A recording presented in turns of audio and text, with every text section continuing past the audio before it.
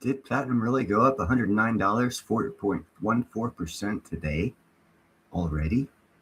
Well, yes, it did. Platinum has gone up actually almost $500 in 2 days. Silver has only gone up $5. $5 is a great thing to be excited about. Hey, how's it going, gold and silver? $5 move is a great move to be excited about. If you're excited about $5, you should really be excited about $500 move. And that's about what platinum's done. 2 days ago, platinum was $2,200, $2,300. Now it's almost $2,800. It's over. If you take 2 platinum, you'll be able to get 1 gold and have some change left. In a couple days, you'll be able to have 1.5 platinum, and in about 2 weeks, it'll just take you'll be able to trade 1 platinum for 1 gold. You guys, you got to look at platinum, man. I'm telling you, everyone's missing out on platinum. You see that $751? Well, it's taken 2 years to add $2,000 to platinum, because about 2 years ago it was $751. Now it's $2,751. $2,000 gain in 2 years. Has silver gained $2,000 in 2 years? No, silver's not even 1/20th of that. Much less has it gained 1/20th of that. I don't know why people are so excited about silver. I understand silver's the poor man's metal. You can make a little bit of money on it. Congratulations. Platinum's where you want to be. If you had platinum 2 years ago, you'd have $2,000 in gains. $2,000 in gains over $70. But hey, Americans, we're smart. We appreciate $70 gains over $2,000 gains. That's why we're poor. We don't understand where the real money's at. Everyone's telling us the real money's in silver. We're shutting down silver mines, and the largest producer of silver is never selling anymore. That's going to cause a shortage. Let's drive the price up. Okay, that's what's happening with silver. Now let's look at platinum. Hey, let's look at platinum. Platinum mines in South Africa are at 2,200 meters deep. They cannot go any deeper without killing people because of the heat. So they're going to have problems extracting platinum. So, which is the more important mineral? There are no new platinum mines opening up. There's tons of silver mines opening up. Matter of fact, there's tons of silver mines closed to get the price of silver to go up $70 in the past 6-9 months. China had to quit selling silver, and Mexico had to shut down 90% or 50% of their mines. And everyone's saying, "Oh, there's a shortage of silver." No, there's not. They quit producing it. They quit mining it. So yeah, there's a shortage. Now let's look at what a shortage really is. Platinum. Has any mine shut down? No mines have shut down. No mines have shut down for platinum at all. And yet in the past 2 years, it's gone up $2,000. $2,000 in 2 years. Not one mine is shut down. Not one person is hoarding it. Not one country is saying we're not selling it to drive the price up. This is natural price action for platinum. Up $2,000 in 2 years. It is an unnatural price action for silver. You can clearly see with your own eyes. You can read the reports. China is not selling silver. Well, that takes a lot of silver off the market. Does that manufactured silver shortage cause the price to go up? Yes, it does. Okay.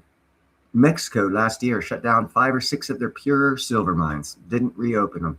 Will that cause a silver shortage? Yes, it will. Is it a real shortage or is it a manufactured shortage? It is what's called a manufactured shortage, because if you have 2 of the main producers of silver stop producing it, it's not because they ran out. They just quit producing it. It's manufactured. And you guys are all talking about, oh, well, we don't like manipulation. Silver price is manipulated up, intentionally manipulated. If they reopened up China's mines, reopened up Mexico mines, silver price would dump back down to $40 or $50 because silver would be abundant again. This is what's known as a manufactured shortage. When people quit producing what they have in abundance to drive the price up, that's a manufactured shortage. That is what's happening with silver. Just be careful with the silver prices. I'm not saying you can't make money on it. Just don't hop on the FOMO and think it's going to stay there. Because once the price gets up so high that they can make some real serious money off of shorting it, both Mexico and China are going to reopen all their mines, and you'll see that price drop, and a lot of people are going to lose a lot of money. Just saying. Now, with platinum, there's no shortage like that. With platinum, there's actually only 5 mines on the planet. Not one has shut down. Actually, there are a couple that are shutting down, but they're not shutting down. Hey, how's it going, Judy? But they're not shutting down because of a manufactured shutdown. They're shutting down because they're running out of platinum in their mines. Did a report last year. Impala Mines was asking 20% of their employees to voluntarily quit because they're running out of platinum to mine. There are no new platinum mines on this planet. Anyone in chat, name one platinum mine that is new in the past 30 years that has opened up on this planet. The only ones are one in Russia from a nickel company that's mining nickel that ran across platinum, and 4 mines in South Africa and Zimbabwe and Tanzania. That's it. That's the only 5 mines on the planet. There is no shortage of platinum manufactured. It's actually a real shortage because of those 5 platinum mines, the only 5 platinum mines on the planet, actually 2 of them are shutting down because they're running out of platinum to mine. That's why I'm so excited about Clean Air Metals. I did a little video on them I put out a couple days ago. First quarter of Q1 2028, they will be pulling platinum, high-grade platinum ore, out of the ground in Thunder Bay, Canada. The first new platinum mine opening up in 100 years. What do you think that stock's going to do when it opens up? Right now, it's at 7 cents. You look at Impala's at $17. Huh. Does that sound like it could be a possibly sound business fucking advice to invest in? Clean Air Metals, CLRMF. They're 7 or 8 cents right now. They're going to be pulling platinum ore out of the ground Q1 2028. You know for a fact that stock's going to go up. That's a guaranteed ringer. The first platinum mine to open up on this planet in 100 years. Do you think that stock's going to do well? Better than 8 pennies per share? When you look at Impala, the second largest platinum miner on the planet, they're like $18 or $19 a share. They're actually pulling platinum out of the ground. They're actually dying, fixing to go out of business in about 5 or 10 years. And their price is at $17 a share. Clean Air Metals price is 8 cents a share. They haven't even started pulling platinum out of the ground. What do you think the price of their stock's going to be when they start pulling platinum out of the ground? It's going to skyrocket. It's going to skyrocket so freaking high, people won't be able to stand it. And look, platinum's going up even more. Now it's up 110. Just yesterday, the start of business day, it was 22.80. It's added almost $470 in 2 days. It's added 4 3/4 ounces of silver in price. In the same time, silver's gone up $5. I'm just, it's bizarre to me how people think on financing and money. You get all these good deals and you pass them by because of manufactured stuff. Everyone falls into retail. Everyone's going to get squashed because retail FOMO is what kills people. So when you see manufactured shortages, my first thought is manufactured. That means people are going to get their asses handed to them. I'm sorry. It sucks, but that's just going to happen. Let's see. I'm going to look at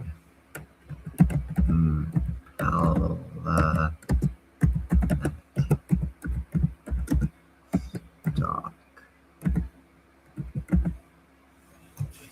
All right. I'm going to shift up here. Huh.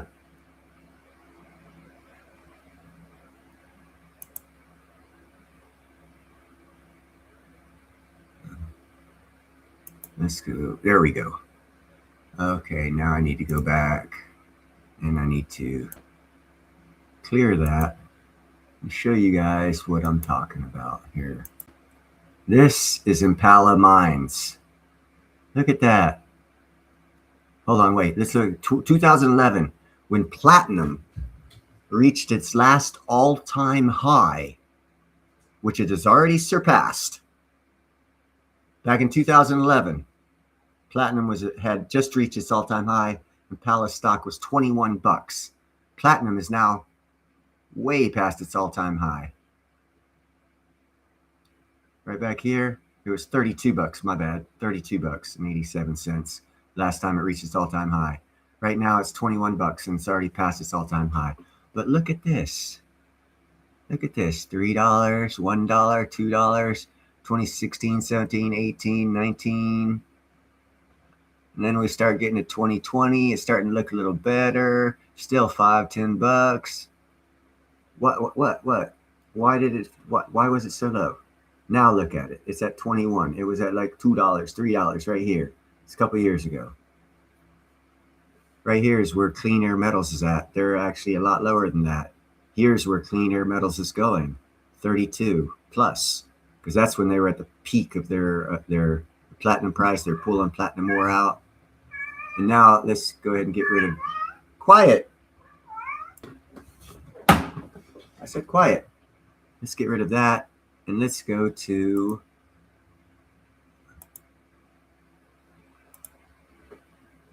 these guys here. Let me go to share screen and give you an example. Max year to date. Okay, their highest price was 32 cents. 32 cents back in 2021. They are now at 8 cents. These guys are pulling platinum out of the ground in 2 years. You see that price? 5 cents, 4 cents, 3 cents. Now, if you would go back and you remember that chart I showed you of Impala mines of $32, well, if you can pick this up at 7.77 cents, and in a couple of years it's going to be $32. I don't know. I'm not giving financial advice, people, but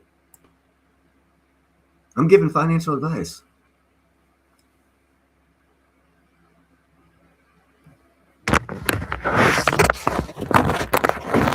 Let's not show it. What's up, Sean? As long as you can hear me. You guys need to invest in Clean Air Metals, man. I do not give financial advice. I give sound, good quality, researched advice. Clean Air Metals is going to be pulling platinum out of the ground Q1 2028. They're still doing exploration right now. They're at less than 8 cents a share. They will be paying dividends, probably 5 to 10 cents a share in 2 years when they start pulling platinum out of the ground. You get 100,000 shares. They pay 10 cents a share dividend. You buy it at 7 or 8 cents a share. You know what just happened? You made all your money back plus profit, and it's going to continue every time they pay you dividends. You're going to get free money. And you get a return on investment of 100% of your investment first dividend payment if you get in early enough. If you wait to get in Clean Air Metals, still it's $1 or $2 or $3, $4 a share, you're not going to be as lucky, because at 10 cents a share, you get 100,000 shares, you're spending $4,000 getting those shares, you're only going to make $1,000 in dividends. It's going to take you 4 years if you buy it at $1. If you buy it at 10 cents or less, the first year that company pays dividends, every penny you put into that stock, you will get every penny back in dividend payments. Where's Dixie? Where's she at? She's hiding right back over here somewhere. What's up? I'm just talking. Hey, what's up, Pete? I'm just talking about Clean Air Metals, man. Right now is an opportunity of lifetime. Don't look at it like crypto. Don't want to be rich overnight. 2-year investment, Clean Air Metals is the absolute best investment you can make right now. I did a video 2 days ago where they already stated they have done all the paperwork. They're going to legally convert from an exploration company to a mining company, and they're going to be pulling ore out of the ground Q1 2028. That stock is only going to go. I showed you the stock of Impala Mines. It's at $18 a share. $18 a share. They mine platinum. They're at $18 a share. Clean Air Metals will mine platinum in less than 2 years. 8 cents a share. So in 2 years, it's going to go from 8 cents to $10, $15. I'm giving you guys a ringer here. It's a little longer term, but you'll be wealthy. I spent years researching these things. Excellent, Pete. And I need to call you, Pete, because I started.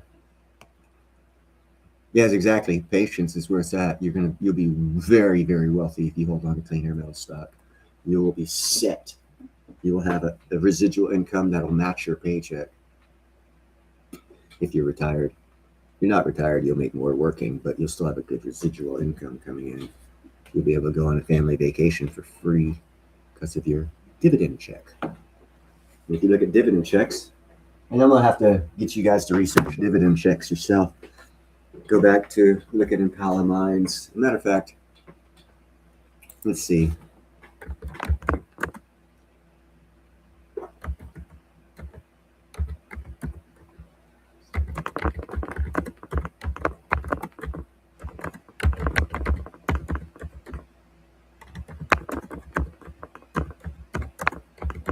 I'm gonna ask Google a simple question of what are the dividends paid.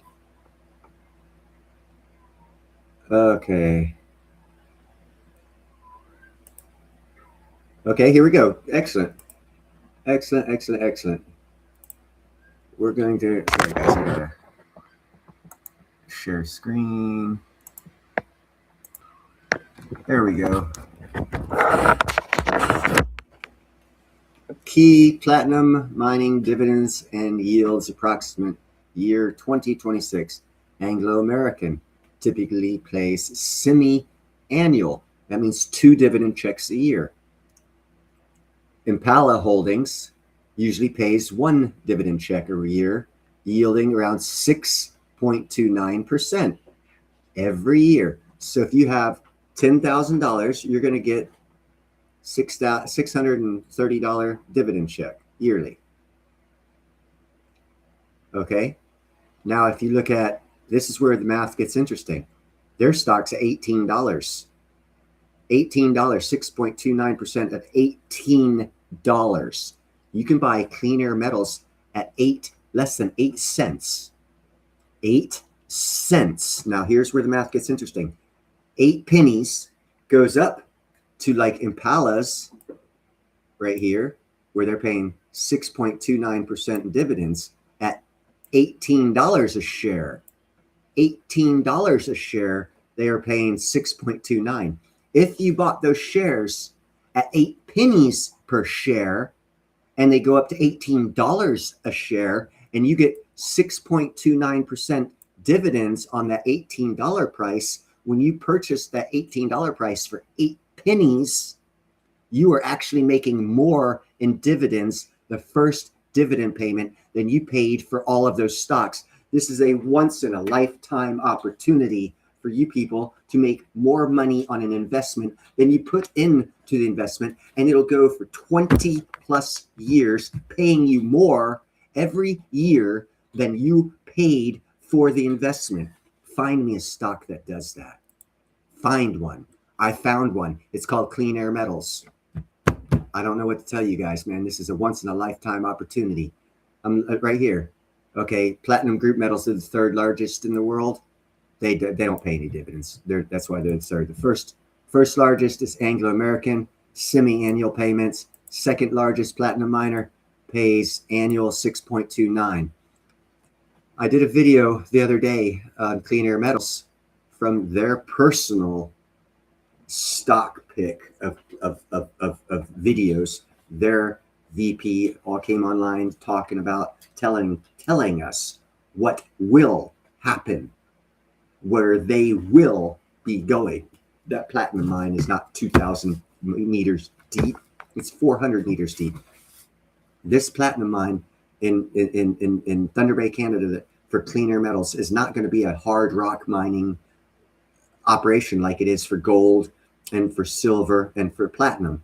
The platinum veins usually run straight up and down or vertically like this in Africa and in Russia. That's what historically the only platinum mines in the world, their veins run downward.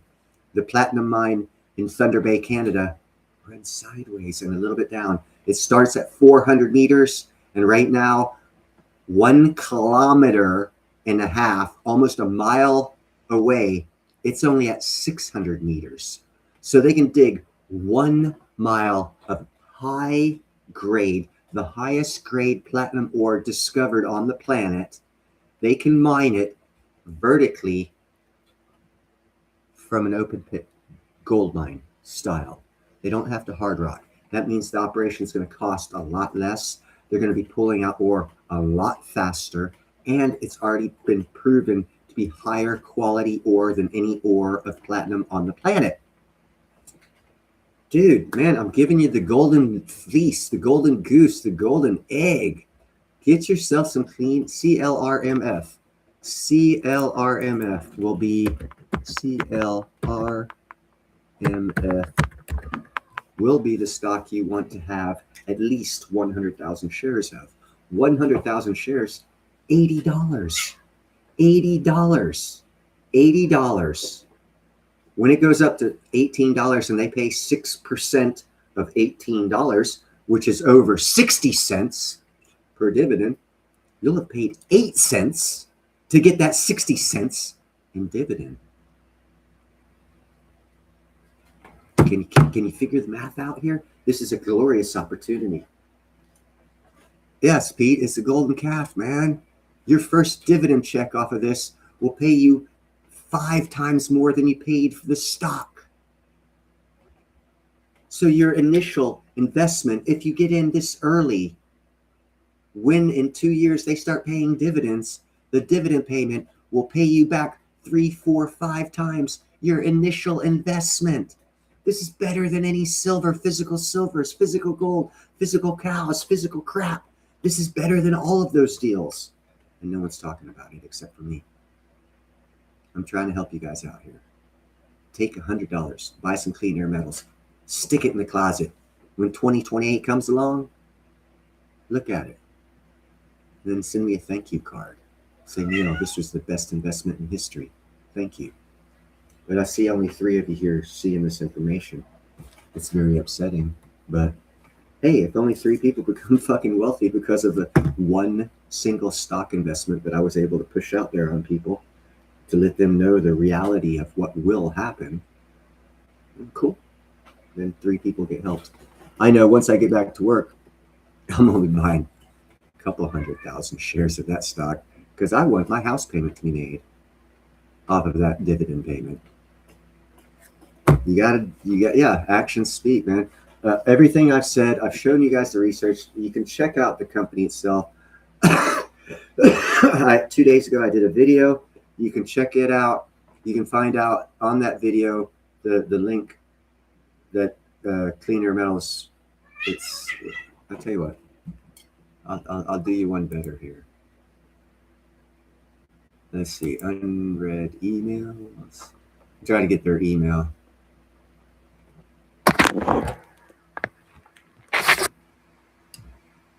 Oh, wow.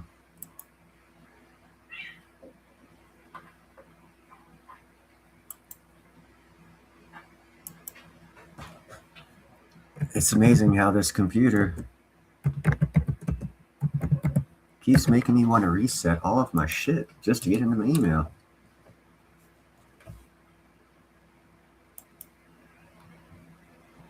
Ah, there we go. All right, now let's go to BB. I'll try and get you guys the actual video. Here we go.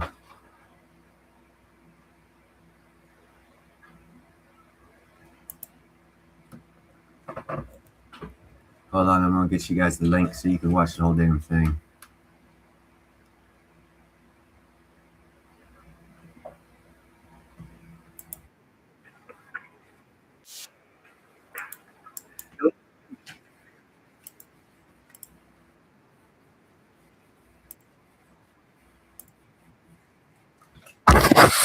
Sorry, I didn't mean to have you guys see my crotch.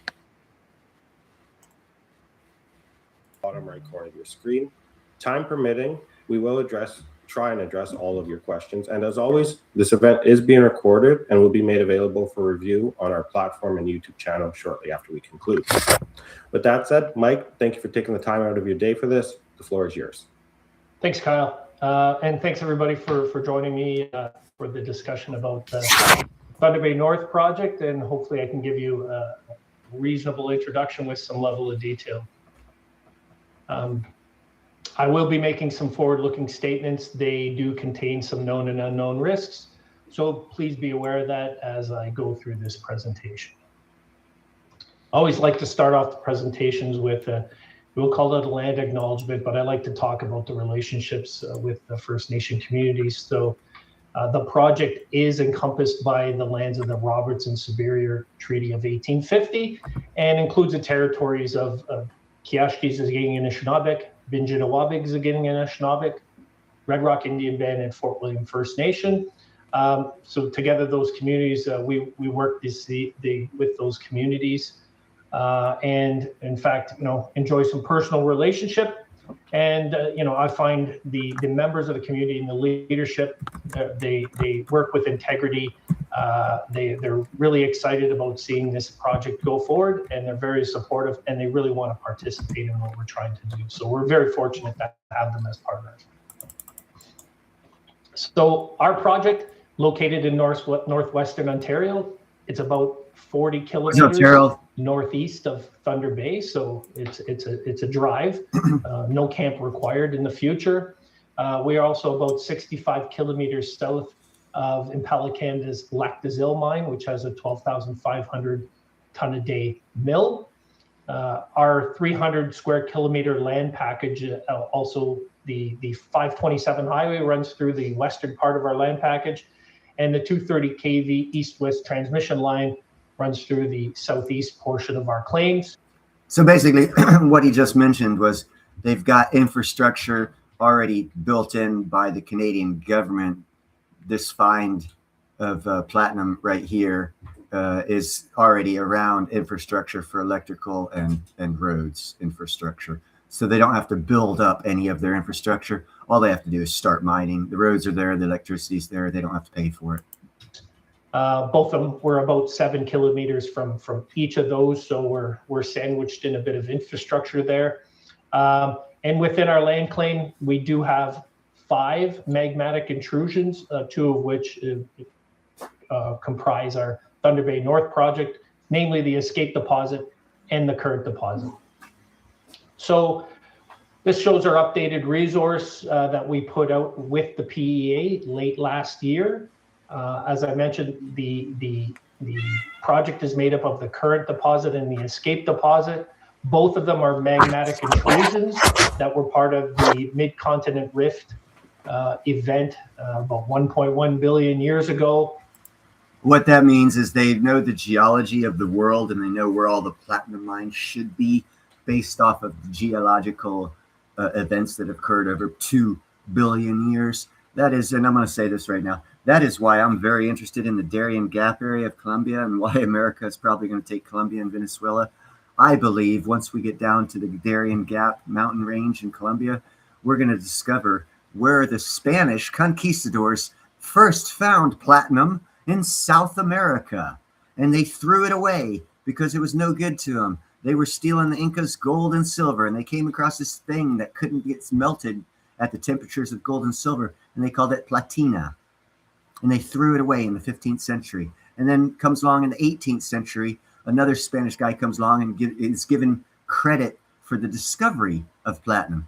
So apparently, we discovered platinum twice in South America, but yet we only mine it in South Africa and Russia, and now in Canada. Well, geez, people, it wouldn't take an idiot to figure out that there's a freaking platinum mine, and a big one real close to the surface of the earth somewhere in Colombia. Darien Gap, I presume. The Current deposit, 8.9 million indicated. What's up, Mo? See the grades there, decent platinum palladium grades, copper and nickel as well. We also have payable amounts of gold and silver. And the Escape deposit, 6 million tons indicated. Again, similar grades. 6 million tons. Look at this, 2.7 grams per ton of high grade ore. Man, this is some of the best ore samples on the planet for platinum. I know people don't realize that. That's what I'm telling you. Update resources for Thunder Bay, 14.9 million tons indicated so far. They're still drilling. That's why they haven't started mining yet. Because this, you see this? It's running sideways. It's not running up and down. It's not running north and south. It's running sideways. The only platinum vein on the planet ever discovered that runs sideways. It starts at 400 yards right here. And then it goes down to where it says open down plunge. Right there, 600 meters. From here to here is over a mile of resources of platinum between 400 yards and 600 yards before it starts going down. Oh my God, these people are going to be pulling out some of the best platinum ever found on this planet. Generally, the escape They're 8 cents a share. Their stock is. Oh my God, buy it. deposit has higher copper tenor. As you can see, it's almost 0.5% copper. Both are open down plunge, and I will talk to the down plunge opportunities at Escape. And in addition to the indicated resource, we also have 2.4 million tons of inferred resource that occurs in the lower part of Cartier and kind of in the upper part of Escape are the two major areas for inferred resource, lower grades. But all together, they make up the entire resource, and putting some dollars to it, it's about a 2.3 million platinum equivalent ounce resource. So it's in itself 2.3 million ounces of platinum in there. Wow. great resource, but it also has some upside potential that I will talk about just in this presentation. So we like to say we're a rare primary platinum asset, and platinum does make up the largest portion of our future potential revenue. But I wanted to share a bit about the platinum market, because PGs in general are misunderstood. And if you go to any bank and look for long-term pricing, no one really pays attention. So there's very few that actually pay attention to PGEs. And I won't get into the significant detail, but essentially on the supply side, it's driven by mining and recycling. Mining, 70% of platinum is produced in South Africa. And some of these operations are primary platinum. 70% out of South Africa, 20% out of Russia, 10% out of the rest of the world. This company right here is going to change the whole world dynamics. It'll now be 30% of the platinum on the planet is produced in America, 40% produced in South Africa. That's a dynamic shift. But they have been undercapitalized. The mineralization is changing from platinum rich to palladium rich in a lot of these assets. So the forecast is a general decrease in primary supply. And then you can understand as a catalyst, a lot of the use of platinum historically and palladium has been as a catalyst for exhaust. But so there's a lot of buildup that's driving a lot of the recycling. But right now we're at a 15-year low in terms of recycling of PGMs. There's a drop in scrap availability. A lot of it has to do with a drop in availability of recycled platinum. Does that sound like a squeeze? Oh my God. And no one's talking about it. Yes, platinum is a squeeze. It's being squeezed fucking hard. Logistics. But the increasing refining costs are causing some challenges. So the supply side is struggling. Now on the demand side, and people have followed, and I'll show you the price graphs.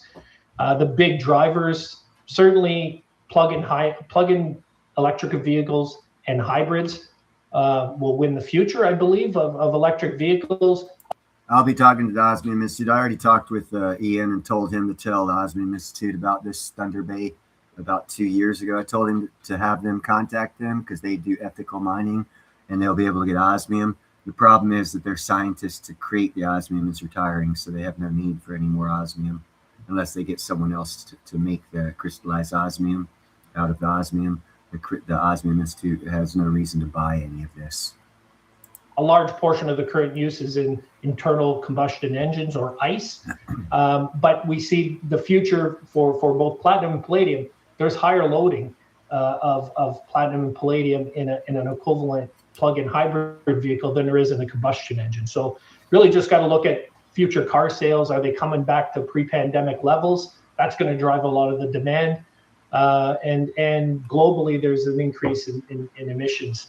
Now on the investment side, increased investment, platinum is a store of value, particularly in Asia. It's garnering more interest on some of the exchanges in China. We can't forget about geopolitical protectionism and the changes of government's view in. What he's talking about is BRICS and the separation of world powers from the BRICS to the ISO 222, the new SWIFT 2.0 system. He's talking about that separation right now. And right now, BRICS has about 95% control of the mining of platinum. Again, Thunder Bay Clean Air Metals platinum ore that they're going to be getting out of the ground is going to change that dynamics to where we'll have 35%, not 5%. And again, that is a dynamic shift in global power. In protecting their metal content is driving up the price of platinum in particular. Now on the right-hand side, there's other uses and future uses. Certainly, we've talked as a company, we've talked a lot about about hydrogen, green hydrogen. So it's used in production of hydrogen and the use of hydrogen. Big time use in Asia in jewelry. It's starting to become an alternative to gold because of the price of gold. It has tremendous industrial use in chemical production and also in glass production. So, it is a precious metal, but its utility is well beyond its value with respect to being a precious metal. In other words, without platinum, we don't have our technology. We don't have our cars. We don't have our glass. We don't have our world without platinum. Now, our company, we talk about, metals for global decarbonization. We do have a significant amount of copper. I'm not going to go into the detail about the copper market, but everyone that pays even a little bit of attention knows it's key to the energy transition and global electrification and grid expansion. And the future is only. Did you just hear what he said? Copper. I've been telling people to get copper too, because it's going to replace silver for everything he just said. Now let's just re-listen to what he just said, that the future technologies of copper are going to be. Because I know you guys missed it, so we're going to hear this. Only bright for copper. Right now, there's a refined copper shortage, real use in chemical production and also in glass production. So, it is a precious metal, but its utility is well beyond its value with respect to being a precious metal. Yep. Okay, now copper. Now, our company, we talk about, metals for global decarbonization. We do have a significant amount of copper. I'm not going to go into the detail about the copper market, but everyone that pays even a little bit of attention knows it's. Listen to what he's fixing to say. This guy is a leading edge of the mining industry and technology because of the resource that his company is mining. He knows a lot about this shit, more than a nickel miner or a gold miner would, because neither of those are used in modern technologies that are going to be turned out. It's key to the energy transition and global electrification and grid expansion. And the future is only bright for copper. Right now, there's a refined copper shortage in 2026, and it's forecasted to grow, as demand goes from 27 million tons to 33 over the next decade. So really good future for copper. And palladium doesn't get a whole lot of love. It's seen some great price appreciation, but it's getting pulled along with platinum. Again, its big use is in the internal combustion engine, but higher loadings in plug-in. And now, see, what he's not telling you here is the auto industry, and I've done research on this. I actually did a video on this. The auto industry is actually in business to make money. Isn't that weird? So you just heard this guy tell you that palladium can be used in the car industry to replace platinum. What he didn't tell you is the car industry that's in business to make money. They don't buy the most expensive of those two metals. What they do is they contract for their catalytic converters the cheaper of the two metals. Right now, the cheaper of the two metals is palladium. Platinum is not and has not been going into catalytic converters for years. That's why he said, and you can reread this or take and rewatch it. He said the recycling market for platinum is dropping, and that is because for the past couple of years they've been using palladium in catalytic converters because it's cheaper, and car companies want to make money, so they're not going to buy something that costs $400 an ounce more and use it just because people want it to be platinum. They use palladium, and they have been using palladium in catalytic converters for years, and they haven't been using platinum. And what he just said is that the platinum recycling has gone down, and the reason why it's gone down is because they haven't been using platinum in catalytic converters, because the car industries want to make money, and they can use palladium, and it's just as effective in catalytic converters, and they have been. That's why when you recycle catalytic converters, you're not getting platinum, you're getting palladium. That's why the catalytic converters or recycling market for platinum is going down. People put this shit together. I've been telling you this. I've been filling you in on this. Now I've filled you in again. Palladium is in catalytic converters. It'll always be a catalytic converters until the price of platinum is cheaper than palladium. The reason for that is car companies want to make money, and they're not going to buy the most expensive mineral to stick in their cars. They're going to buy the cheapest. And it's been palladium for 4 years. So for 4 years, not one bit of platinum has been used in catalytic converters. That's why recycling of platinum has gone down. It's a revolving squeeze that they've been hiding from us for years, and it's coming to fruition. Hybrids and those plug-in hybrids, we're seeing 40% growth year on year, and long term, the forecast is 6% compound annual growth for plug-in hybrid vehicles. And then on the supply side, we're pretty sure most of the stuff from Russia is getting through in spite of sanctions. And then 35% is a supply from South Africa. But a lot of these operations chronically undercapitalized, with the prices over the last few years, may take a while to get back on stream. So, and recycling supply, same thing as I covered with platinum, underinvestment is really challenging the investment. And then, if you've been paying attention, since January 1st to January 25, 26, we've seen 156% increase in platinum, and a lot of that has been in. Okay, I'm glad he got this chart. Silver, what a great investment. Everyone's happy about it. Yeah, look at platinum. It's 156, and this is why they use palladium in cars for catalytic converters, because it's only gone up 107%. So it's cheaper to buy this than it is this to put in catalytic converters. In the last, it's been pretty steady over since June, but recently seen some spikes. Copper over 50% increase now from $4 to $6, and then palladium over 100% increase from a low 900 to almost 1800 now. So we call performance meeting fundamentals. We've been talking about the fundamentals for platinum and palladium for a while now, and it's finally nice to see them coming around. And similarly to gold, I feel some people get frustrated. Not every gold company's equities match the spike in price. Sometimes the equities followed later, and we're still seeing a bit of that. So at our asset, as I mentioned, primarily platinum, palladium, it makes up 60% of the value. If we look at the payable recoverable basis on our PEA, but copper is actually 1/3 of it. Copper makes a significant difference. Nickel is around 8%, gold around 3%. And so, that makes up the 6 payable metals.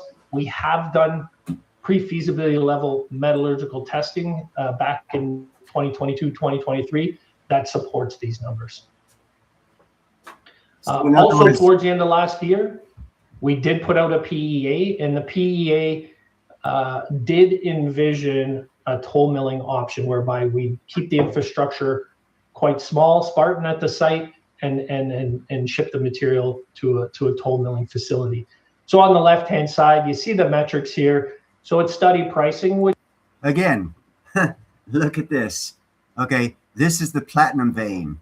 It's running sideways. That right there. Now, as you get deeper, the end of this starts right here. Then it starts going a little deeper. But you have over a mile of sideways mining. It cost, I think, $1,100 to $1,300 in South Africa to mine an ounce of platinum. The reason being is because they've got to go vertically down 2,300 meters.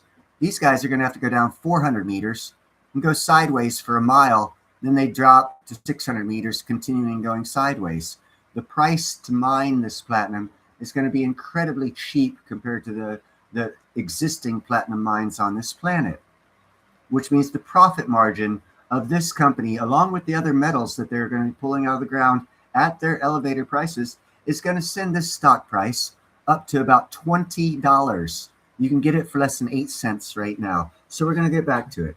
You spend $80, you're going to get 100,000 shares. If it pays 6% dividends biannually, like Impala does, and it goes up to $20, 6% of $20 is $1.20 twice a year. So you're going to be getting $2.40 on 100,000 shares every year, and you only paid 8 cents for this stock.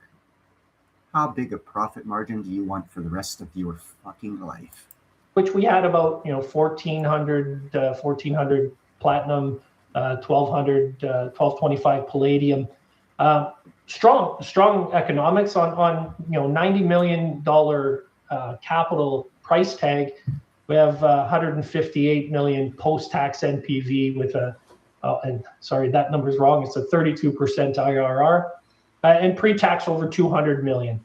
Operating cost around $100 a ton, and the all-in sustaining cost around $700 an ounce, right, for combined platinum palladium. But if you use spot prices, the numbers are $700 is what it's going to cost them to mine it. I just told you in South Africa it's $1,100 to $1,300. So they're going to be making an extra $300 to $500 profit in mining costs. This company's stock is going to skyrocket. Are a little more shocking. We're close to 500 million post-tax and 84% IRR. So with the suite of metals here and the recent price appreciation, this is a great project. And looking at the project itself and the design of it, the two deposits are fairly close to surface, so it is a ramp access. Open pit doesn't work. It's too much of a strip ratio because of the tube-like nature, and I'll show you a picture of how the deposit works. The stripping ratio doesn't make a whole lot of sense. But this deposit, it's a ramp access, but fairly large bulk mining opening. Ramp access. That means there's no elevators pulling ore out 1 mile down, pulling the ore out, no electricity, no machinery used, no maintenance used. All that cost is saved because it's ramp access. They're going to have a ramp right here where my cursor is, go down to 400 meters, and they're going to stick an escalator there, and they're going to dump the ore on it, go up to the surface here, put it in the trucks, take it to the smelter. Wow, they are going to make so much money. And the plan is access the current zone and then continue a ramp shown at the bottom here to the escape deposit. So production rate 2,500 tons a day, all bulk open stoping. Our mining grades, if you compare them to our resource grades, we look for high margin areas. So we mine the average grade 3.2 grams per ton, 0.4 copper, 0.25, and again, payable gold and silver. And again, with the toll milling option, we want to get that grade up. Hold on, wait. There you go, guys. Since you don't want to make money, all this money off of platinum, they're also going to be getting silver, and it's going to be expensive price too. So there you go. There's your silver, little 3% silver. It's going to make them trillions of dollars. Blah blah blah blah blah. Platinum, clean air metals. Buy it. Because all the material will be trucked off the site. But the key of this is low risk, small footprint, reduced permitting requirements, and I will talk about the standalone mill option later on in this presentation. But that's the crux of the PEA, exceptional economics, and particularly in the current price environment. Not you guys, cats. And I'm talking first about project development here, and I'm notwithstanding we do have exploration upside, but our push is to move this project forward in a meaningful way on a project development stage. So looking at baseline environmental work and permitting, we're in pretty good shape. We continue to collect baseline environmental data. We do monitoring at the site. In other words, they're transitioning from being an exploration company to a physical mining company, and they've already done the paperwork as of May of last year to start that to happen. And that is part of the reason why it's going to take till the Q1 of 2028 before they can actually start pulling ore out and be considered a miner. It's all the regulations and paperwork that they got to go through to get from the explorer to an actual miner. We did a permitting roadmap a couple years ago to look at what it would look like to move this project forward. We don't see any fisheries offsets anticipated. There's no overprinting of water bodies. There's no significant species at risk.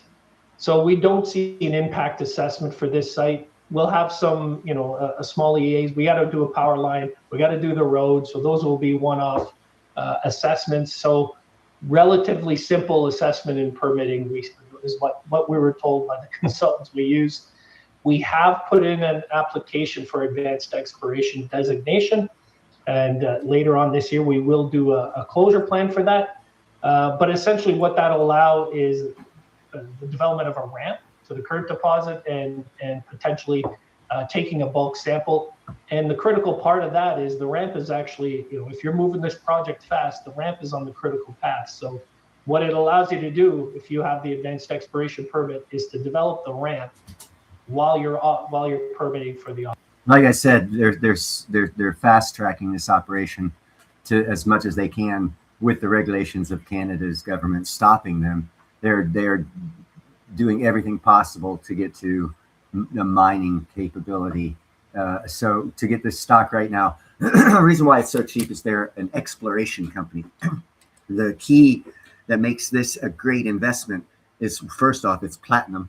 No other platinum mine on the planet's been discovered in 40 years, number one. Number two, they're an exploration company. Exploration companies usually sell their explorations off to mining companies. And that's where, they just take them a little bit of profit and run and go to the next one. But these guys see the advantageousness of this platinum vein, and they're like, no, we're converting over to a mining company. And that is the part of the uniqueness of Clean Air Metals being different from other exploration companies out there. They are actively converting their company over to a physical mining company as they are doing even further exploration on the Thunder Bay site.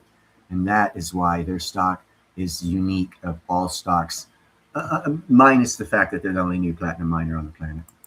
Operation. And so it cuts 6 months to a year off the project timeline.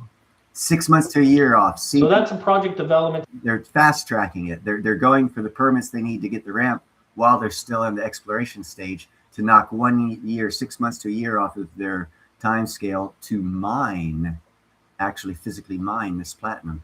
That's how you know they're serious about converting over to being a mining, not just exploration company. And in that transition, their stock price is going to skyrocket.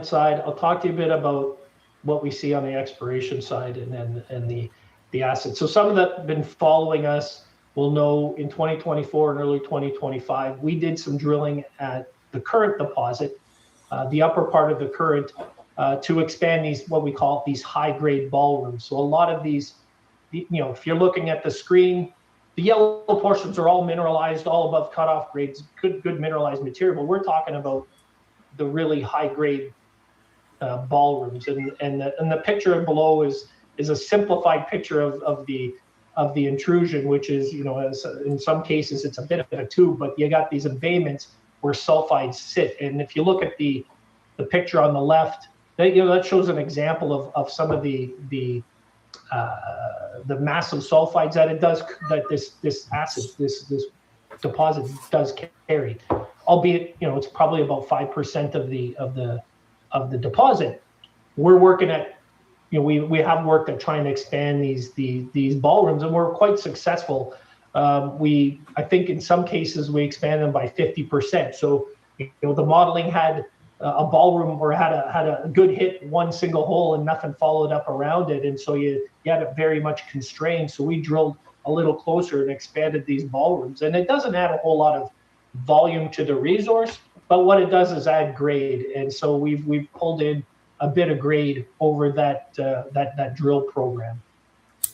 And then the second one, when I mentioned about scale, we started looking at the escape down plunge. When I joined in 2022, this was, on our radar, but not necessarily a priority. So what we've done, there was a magnetic anomaly, 2.5 kilometers magnetic anomaly. Our VP of Exploration, Lionel Jean, came in. We did some passive seismic survey and reprocessed some MT data and came up with some pretty reasonable targets here that we were excited about. And they seemed to follow the right direction of where we thought the intrusion was. So you can see on the plan view, this orange part is what the known escape indicated resource area. And then we have this long 2.5 kilometer untested anomaly, and we generated these 3 targets. 2.5 kilometer. That is over a mile long. So on top of all the discoveries they've already made, there's an anomaly of 1.5 mile long anomaly. They still have to do some drilling on and research on while they are converting to a mining company to mine the astronomically large amount of high-grade platinum and silver and copper veins that they have discovered. So looking at a section of that, again, you could see the scale. We have the escaped conduit is about 3 kilometers, and the main part of this escape high-grade zone, that's 3 million tons at over 3 grams per ton platinum palladium. And quiet. That's over 1.5 miles. That's bigger than any South African platinum mine, and it's running sideways, not up and down. This company is going to be so huge and make so much money. You should seriously look at investing in it. And 1% copper nickel. So it's an area of great value. We have these 3 targets shown here, and what we did late summer, early fall, we decided to test and do some downhole geophysics. And on the one hole we did drill, we intersected 50 meters of mineralization. Out of all this stuff I'm talking about, this is the most exciting to me because it does, one, it proves what we were trying to do in terms of targeting works, and secondly, opens up that escape, that entire 2.5 kilometers to potential. So we had that successful step out, and now we can start to get some excitement about even more potential scale. So you compare 3 kilometers that carries 6 million tons of indicated, you extrapolate that, there's a lot of potential here on that down plunge target. So the path forward for our project, for the Thunder Bay North project. So on project development activities, and I may have talked about some of these, but what we want to do is do a little more due diligence on a toll milling option. So when we looked at toll milling, we had some metallurgical projections based on our current met testing. What we want to do is take some circuits of potential toll milling targets and do testing. So we've applied for the Critical Minerals Innovation Fund funding to help us out with that. We should hear about it any time.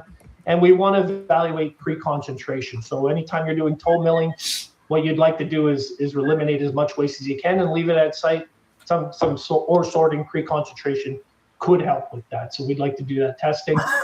We do want to rapidly advance a technical study for a standalone mill option. And what that would allow Clean Air Metals, we could be the regional processor for PGE feed.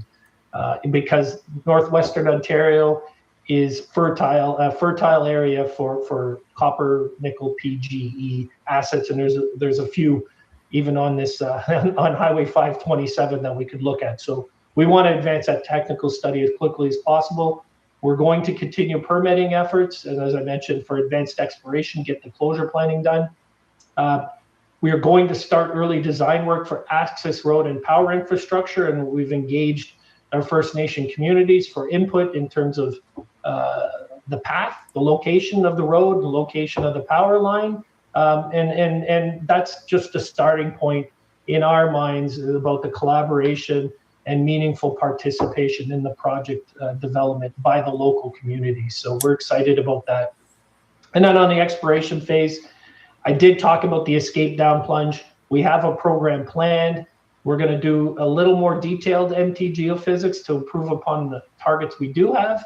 And then we have a 2,500 meter drill program covering, parts of that 2.5 kilometer strike. And so really trying to. That number he just said, they have a 2,500 meter drilling program. That is actually important because that's as far as humans can physically go before you start dying because of the heat in the crust of the earth. And when I go back to South Africa and I tell you the South African platinum mines are at 2,200 to 2,300 meters deep, that tells you they've only got 100 to 200 meters more to go before those mines get closed down, which means within 5 years, South African mines, platinum mines, will be closing down, and Clean Air Metals will grab even from 30% stake to maybe up to 50 to 60% stake of the production of platinum on the planet. And then we'll probably discover, like I said, down in the Darien Gap, we'll probably discover another platinum vein.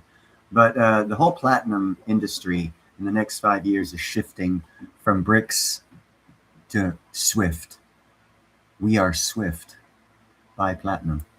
Trying to prove up. And Clean Air Metals. A little more of that scale. And then of the second priority, we do have additional ballroom structures at Current that we could follow up on and maybe potentially few at Escape. The two intrusions are sister intrusions. They behave very similarly. So there's always that chance we could expand ballrooms at Escape. Really quickly, the 24-month outlook. What that means is after they start drilling with all the numbers they have in the areas they haven't explored that they're going to be pulling ore out of, they will explore as they're pulling ore out. And if they find more ore, that'll drive their price of their stock up even higher. They are building their company and planning it to where they can get exponential growth through unknown discoveries that they've already pre-planned in advance. This is beautiful. This company is going to fucking skyrocket, people. For the project, and I won't get into it in too much detail, but the darker blue is really around advanced exploration and some of the work we want to do in 2026. Ultimately culminating, we believe, in the designation and having permits in hand in the first half 2027 if all goes well. And then the lighter blue, that's more the project development. We're going to do, as I mentioned, the MET testing and the technical study. So mid-2027, they're going to have everything ready and they're going to start doing their ramp, and they will probably be pulling ore out of the ground Q1 2028.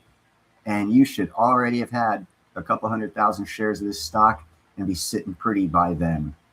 Don't wait till then. Buy it now. When we're going on parallel paths here, we're going to develop this toll milling option and see how far we could take it. And maybe we can get to a definitive toll milling agreement.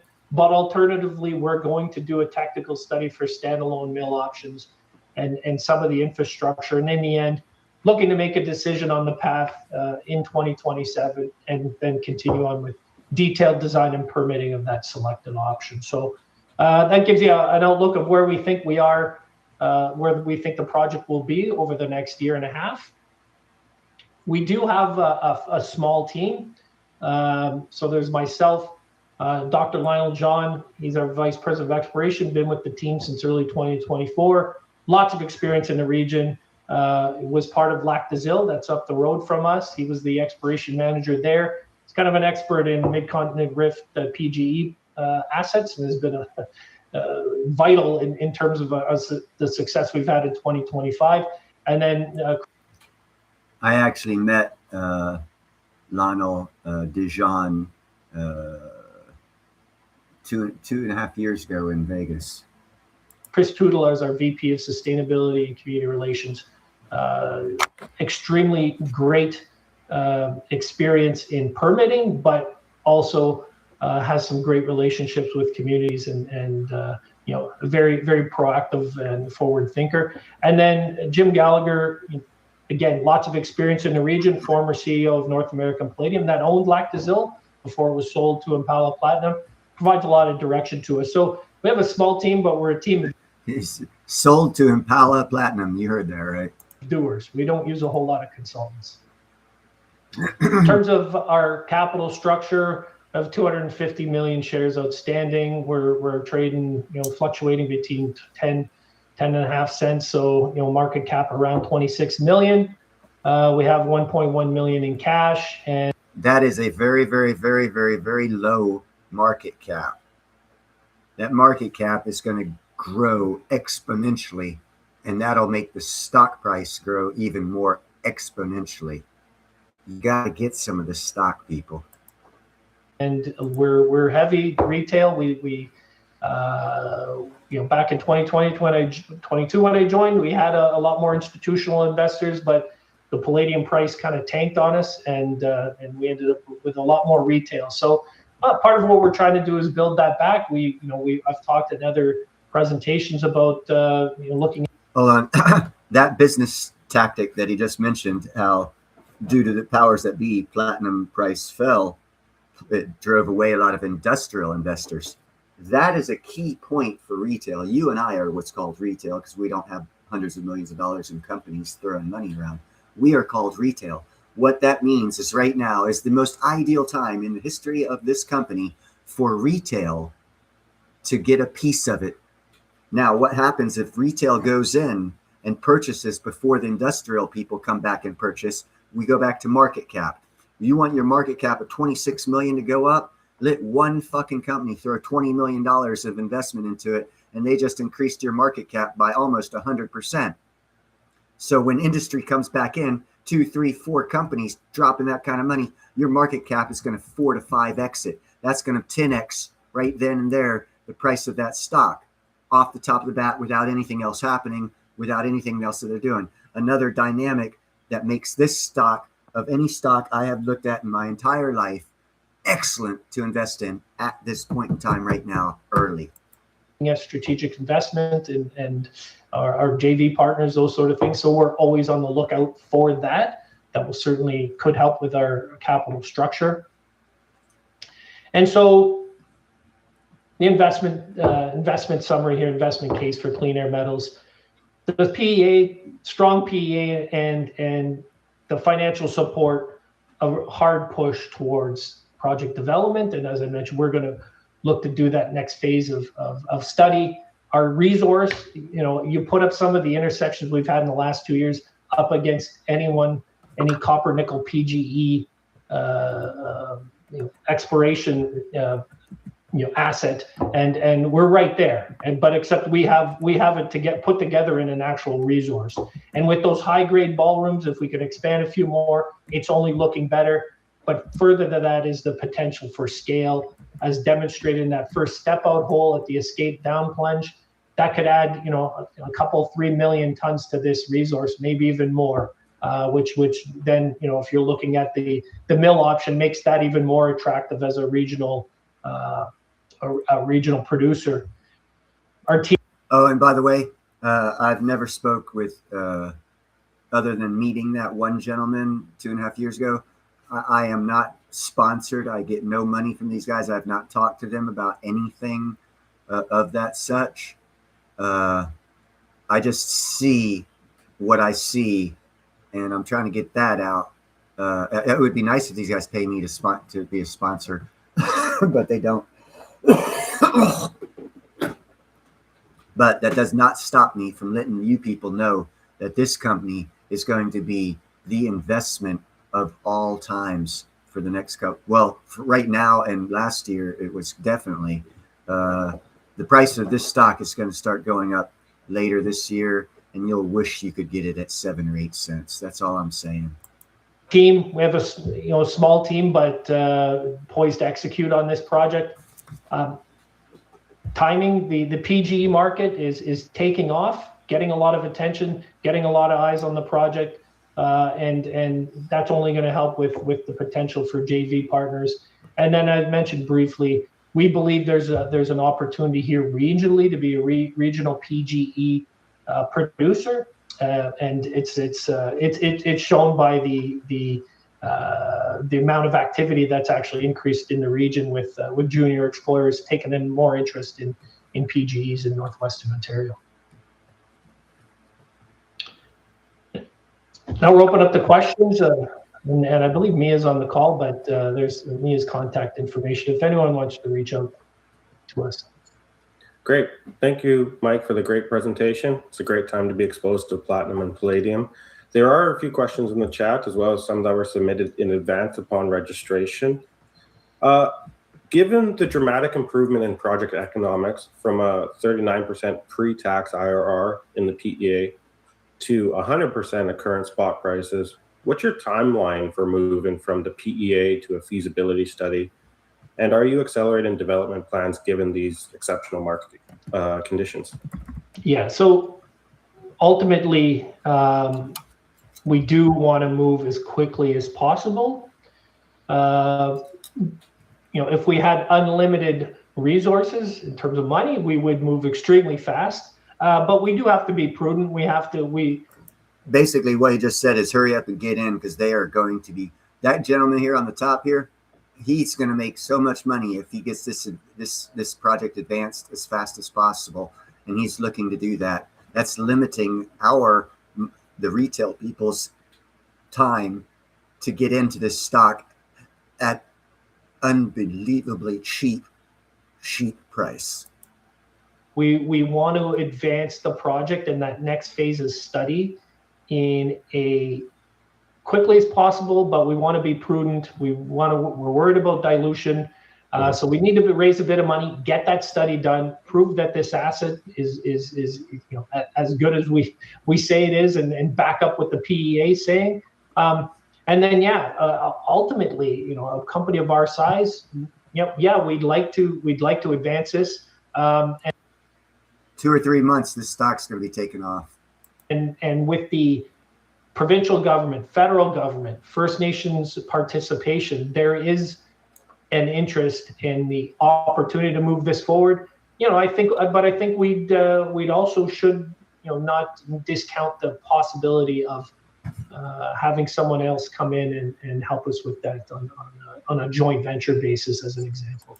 And if that happens, overnight their stock is going to skyrocket, and this opportunity I'm talking about right now will be gone. It just takes one industrial investor to partner up with these guys, and their stock price will skyrocket, and you will miss the opportunity of getting it for 7 to 8 cents per share. This is it's coming to the end of this opportunity. That's all I'm saying, people. This is the opportunity of a lifetime. No, for sure. Staying with the PEA, it indicated you could be in ore within 7 months using ramp access. What are the critical path items that could impact your timeline to first production? So certainly on a toll milling case, the permitting is relatively simple.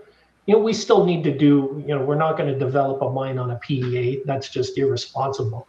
So we need to do the next phase of study and get some permitting out there. If you look at my timeline, we had a big part of that is working with the First Nations, looking at their interest in participating and what does that look like. Certainly having them as partners on this project would one, make the project stronger, but two, would actually, working with First Nations make projects go faster. And these communities are really interested in working with us. So to answer the question, on a toll milling case, we could probably be, get through a study and permitting, and you could be driving that ramp. And it's kind of what I had in the timeline, starting in 2027. And if there's no other infrastructure built, you're just shipping you're shipping the ore off site, in 2028. But if we're building a mill, you can imagine the permitting's a lot more involved, a lot more design work and permitting, and we'd have a tailings facility, so things do get more complicated, and I would expect we could easily add a year onto that. Excuse me. Thank you for that.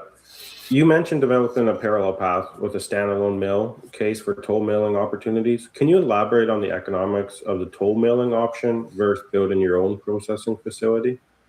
Yeah, so clearly, the toll milling. One of the advantage of toll milling is lower capital, right? And you've seen we have under 100 million capital. That a lot of it's driven by underground development.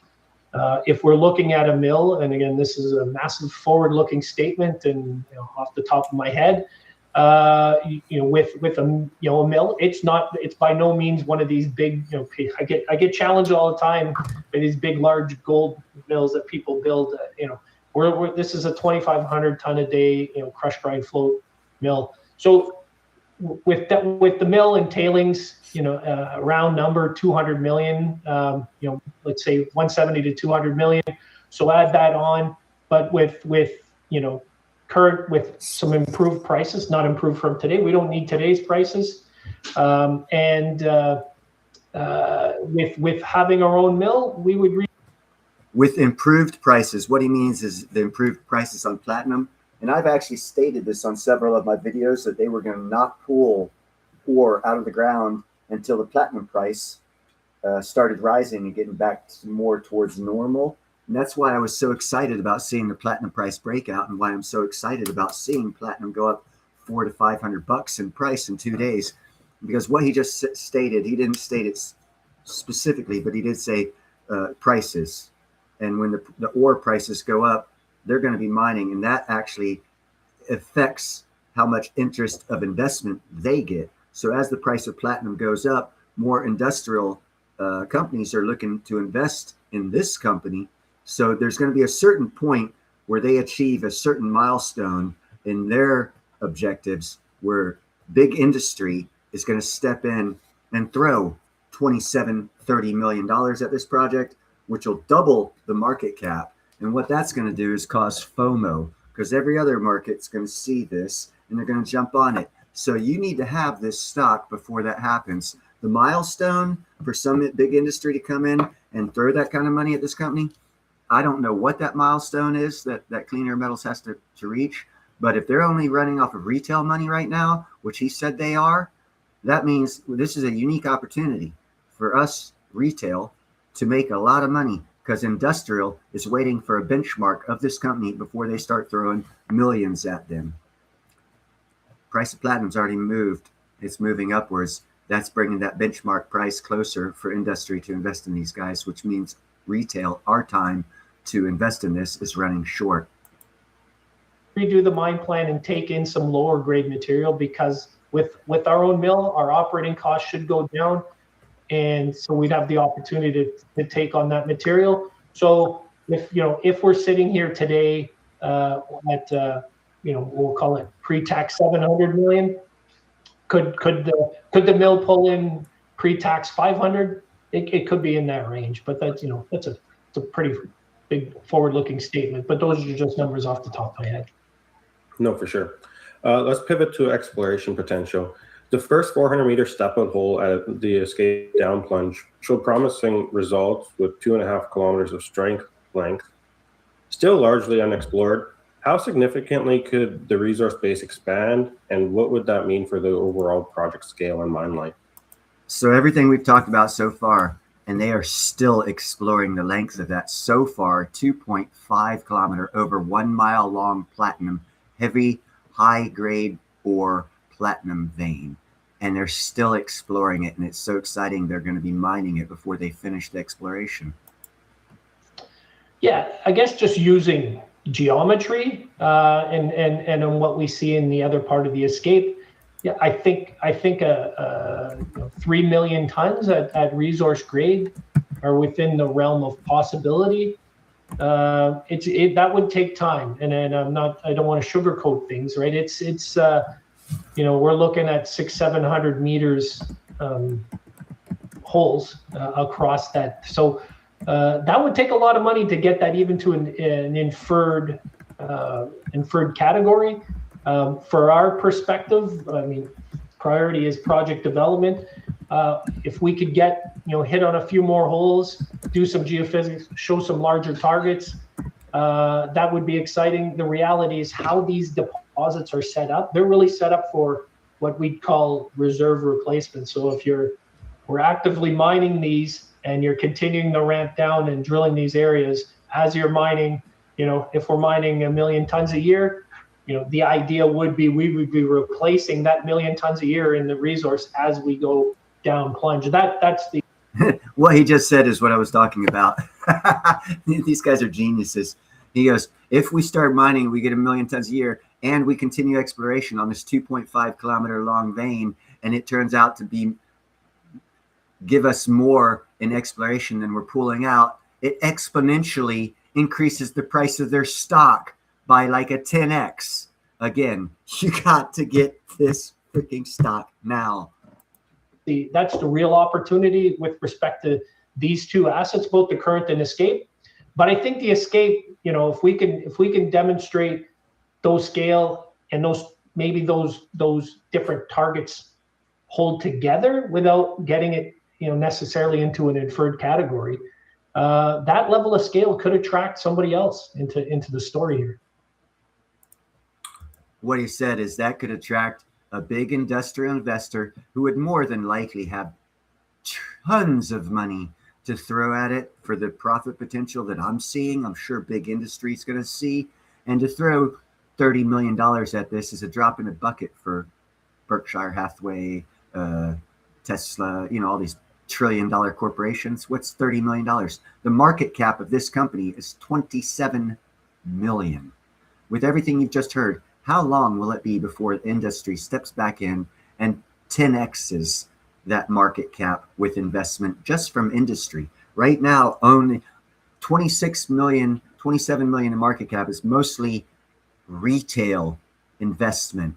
This is our chance in a lifetime. From the chat here, Ken is saying, from the presentation, you mentioned going for an exploration permit in 2026. Can you please expand, i.e., what exploration activities are you currently approved for, and what exploration activities are you looking for? Thank you.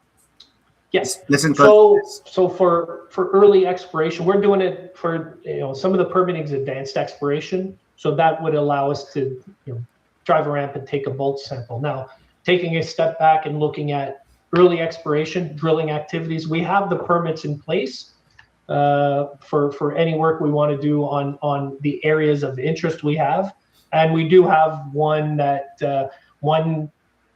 permit that expires in November that we're working on putting the plan together to get that exploration permit renewed, and that one would allow us. I think it covers the Current deposit, so that one we get that renewed in November, so it would allow us to do any work in and around the Current deposit. But I believe the Escape deposit permit is still good for another couple of years.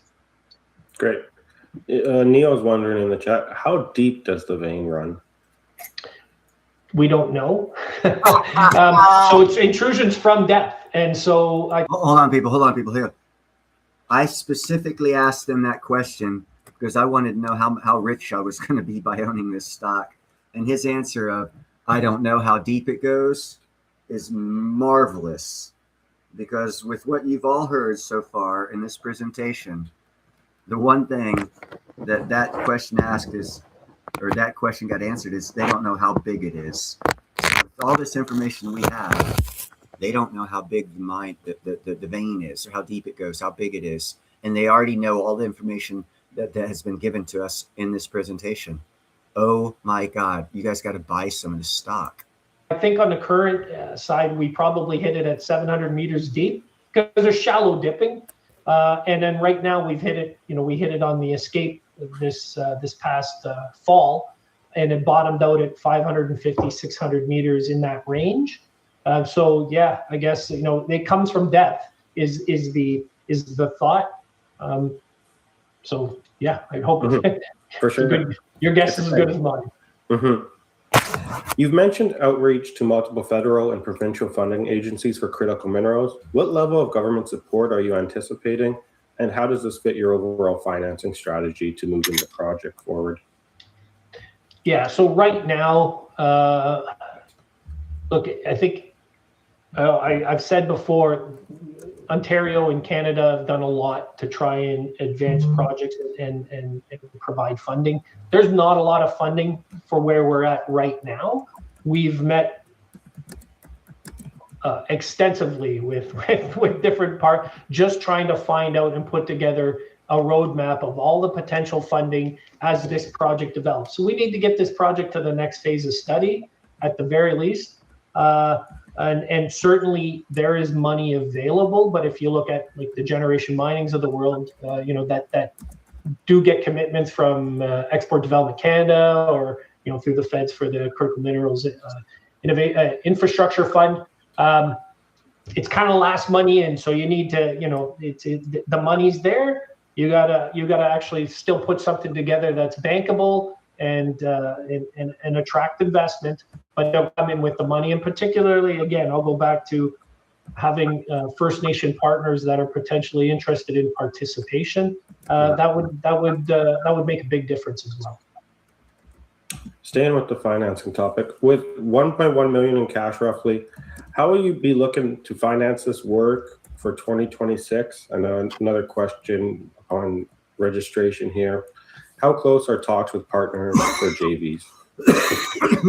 So I'll answer the second one first. Is I guess ongoing. We're still on the search, and if there was anything material, we'd be putting out a press release.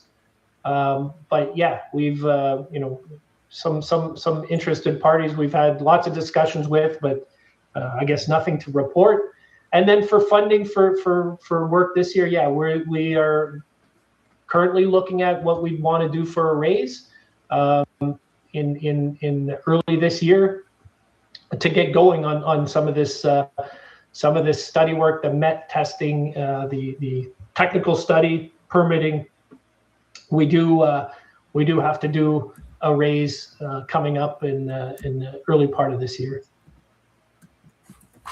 That's it for questions here, Mike. So thank you for the presentation, and thank you everyone that joined us today live and submitted questions.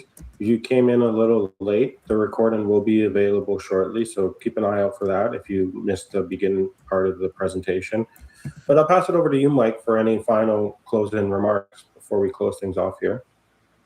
Yeah, I just encourage people to pay attention to the platinum market, and encourage people to take a look out there at other platinum, palladium, copper projects, and then come back and look in comparison to what we have at the Thunder Bay North in terms of our volume, the size of the resource and the grades, and our relatively close ability to move this project forward. We're right on the cusp. So yeah, pay attention to the market, and feel free to reach out if anyone has any questions.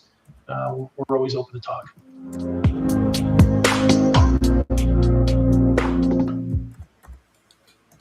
There you go, people. There you go. Yeah, I've had other big YouTubers, as you know. I've you might not know. I'll tell you. 2022, I think it was. It was the first year that Silverfest for Chris Muckus and Yara at Arcadia Economics had online, like a Zoom, worldwide, everyone could come. They had Andy Sheckman, they had Chris Marcus, obviously. You got it? Rick Rule, James Anderson, all the big boys. And through chance, I was, because it was online, they had some issues. And by chance, I happened to step up and become a moderator, online moderator for like 20 minutes at the request of Yara. And I got to meet all these people, and I started talking to them all this crap, and dove in the deep end and got to know all the people you need to know in the silver and gold industry. And not one of them talked about platinum. Since then, all the subsequent lower level YouTubers in the precious metals markets, commodity culture, all this sort of stuff, I've spoken with, or other people I've spoken with, and asked questions of, why don't you talk about platinum? And there was one YouTuber who's got a couple 100,000 viewers who said, basically, he's not going to talk about platinum, but everything I say is right. I don't know why people are not talking about platinum. There seems to be a conspiracy to not talk about it. So I'm going to yell at the top of my fucking lungs about it, because that's the kind of asshole I am.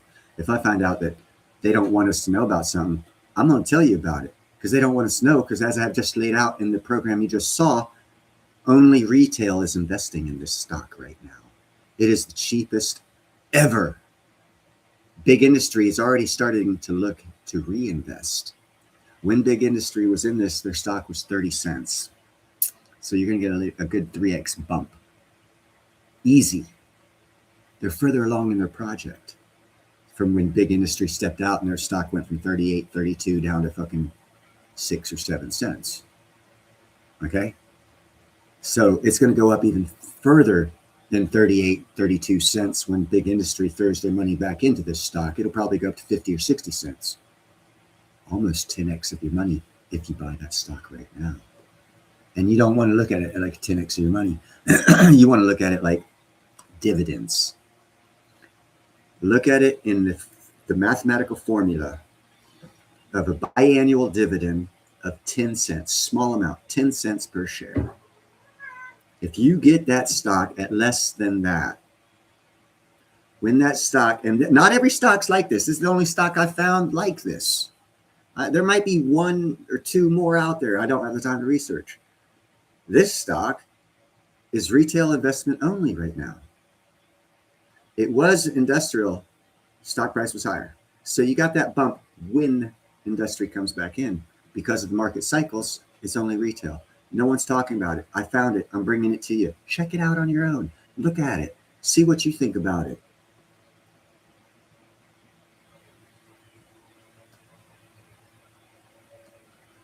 Copper is platinum and copper. Prozovisky solar panels, the new solar panels that capture light from infrared and ultraviolet, which the solar panels now only use the visual spectrum of light. That's why they don't collect light during rainstorms or at night. The Prozovisky solar panel uses copper for its connections, and it actually gains power at night and in storms. 24/7 gains power. So the use of silver because of newer technologies coming out, is going to wane and be replaced by copper, which is going to cause copper price to go up as soon as people figure this shit out. I've been telling you about it. Copper, platinum, switch one, titanium too. But yeah, this stock right now, Clean Air Metals, is the greatest. I mean, they're $100. Do a quick calculation here. Where is my calculator? 100 times point. I think it's 0.08, right? Yeah, 0.08 equals. Okay, well, that was wrong.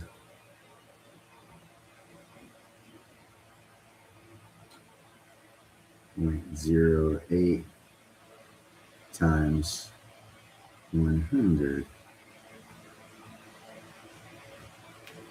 See, my thing's wrong. It keeps coming up with 8, and I know that's not right. Let's go with 0.08 divided by 100.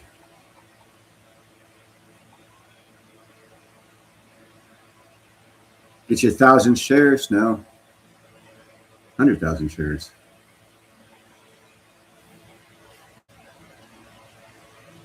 Anyhow, this computer thing in my hand, known as a phone, is not doing math right. 8 cents, say 10 cents. You're getting 10 for $1, 100 for $10, 1,000 for $100.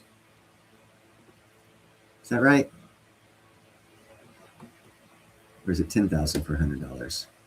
I think it's 10,000 for $100. So for $100, you're getting 10,000. It pays $10, 10 cents a dividend. You're buying it at 8 cents. Let's do the math. It's a longer term hold. You heard the information. They're going for their mining rights. They're going to ramp it, and they're going to start mining as they're still exploring. Ideal mining scenario for a miner to invest in. Very seldom, never have I seen this opportunity from any gold or silver miner. They don't say, "Oh yeah, we're still exploring as we're mining." No, they don't.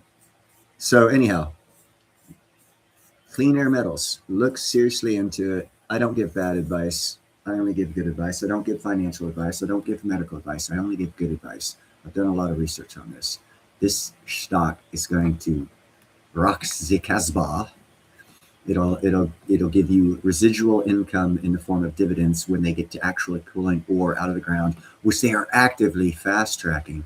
That's that they told me was Q1 2028. They'll have it out. The price as you just heard, in the mid 2027, they're going to ramp mine and pull a bulk sample of ore out for testing. That means everything's set for mining. They just got to get the paperwork out of the way before they start rolling trucks in and out, in and out, in and out, in and out, in and out.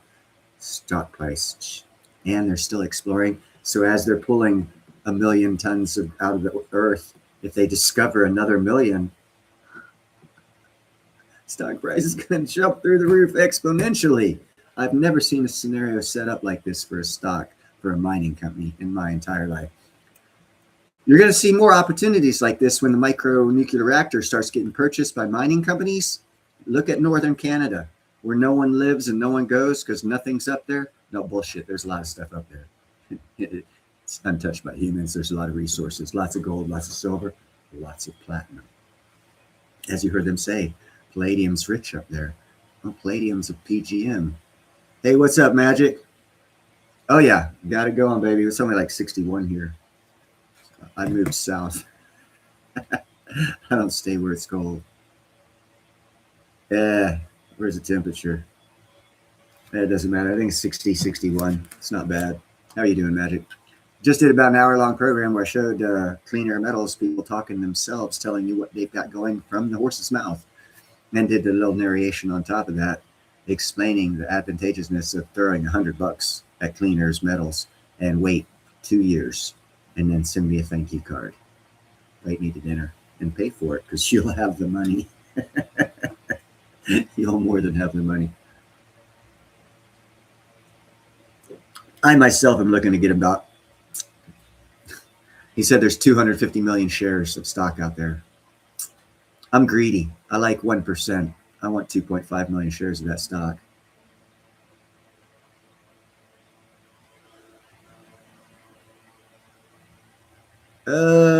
Sewer's back there. What kind of surgery did you get?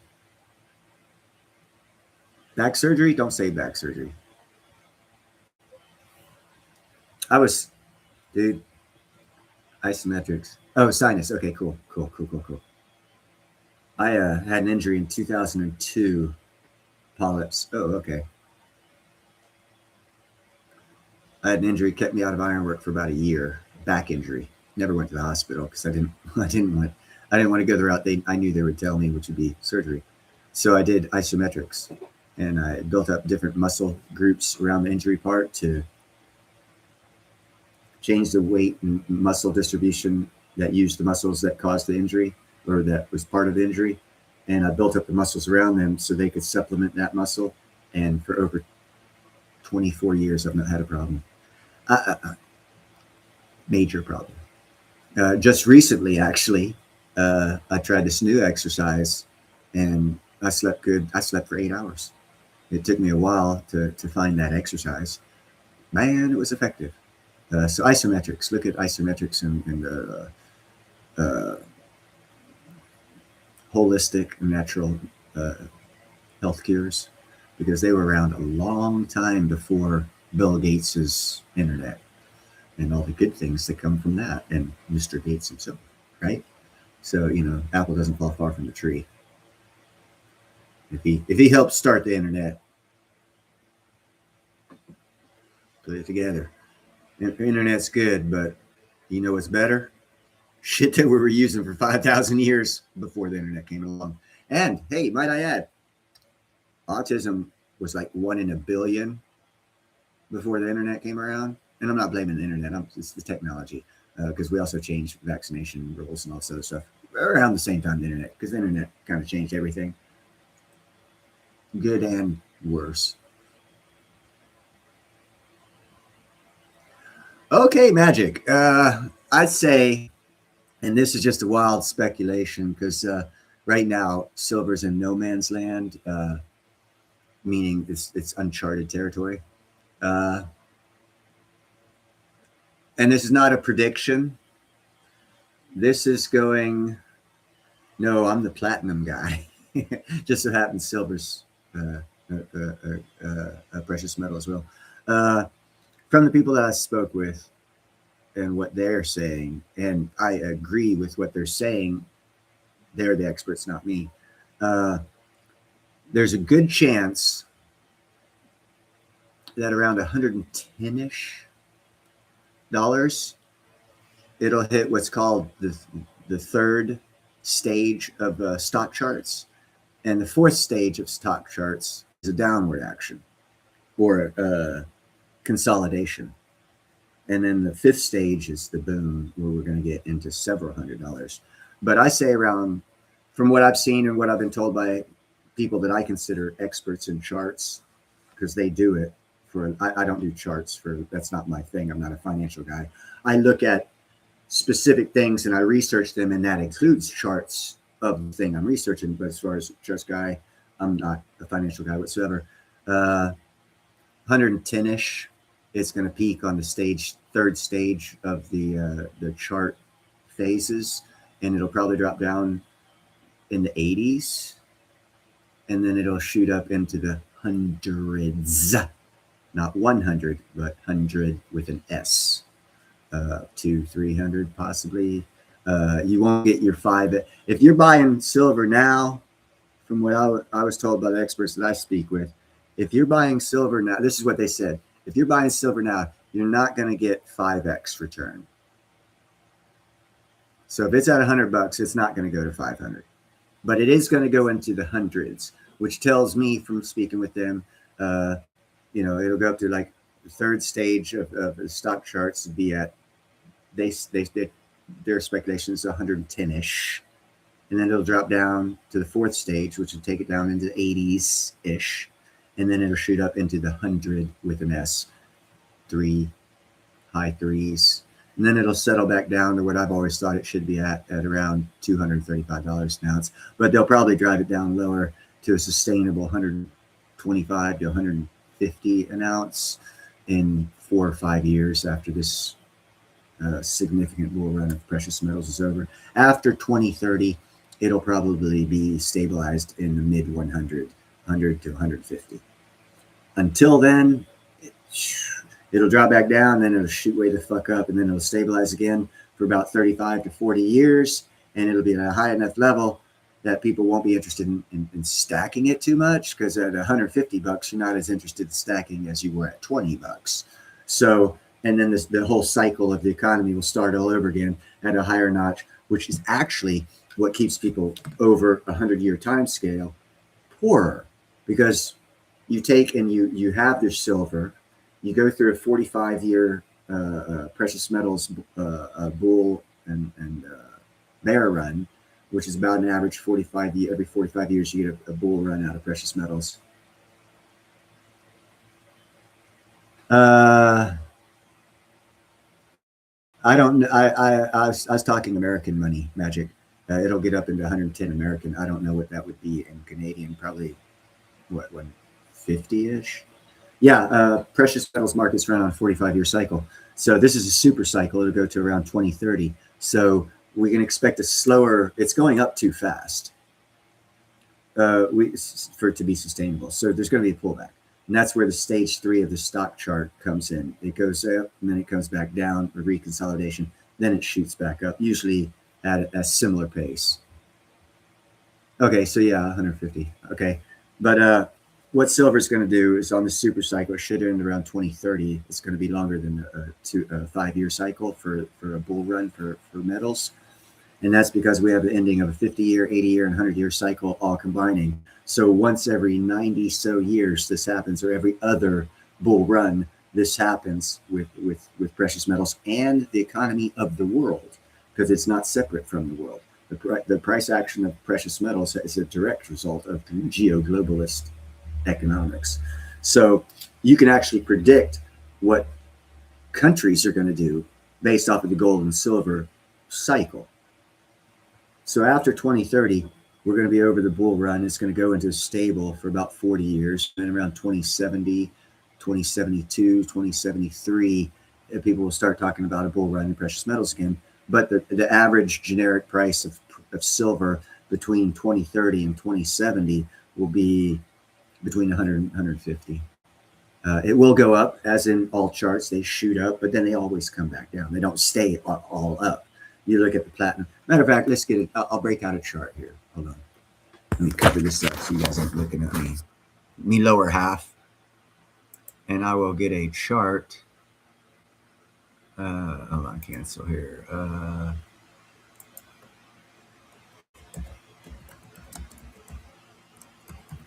And I'll show you what I'm talking about.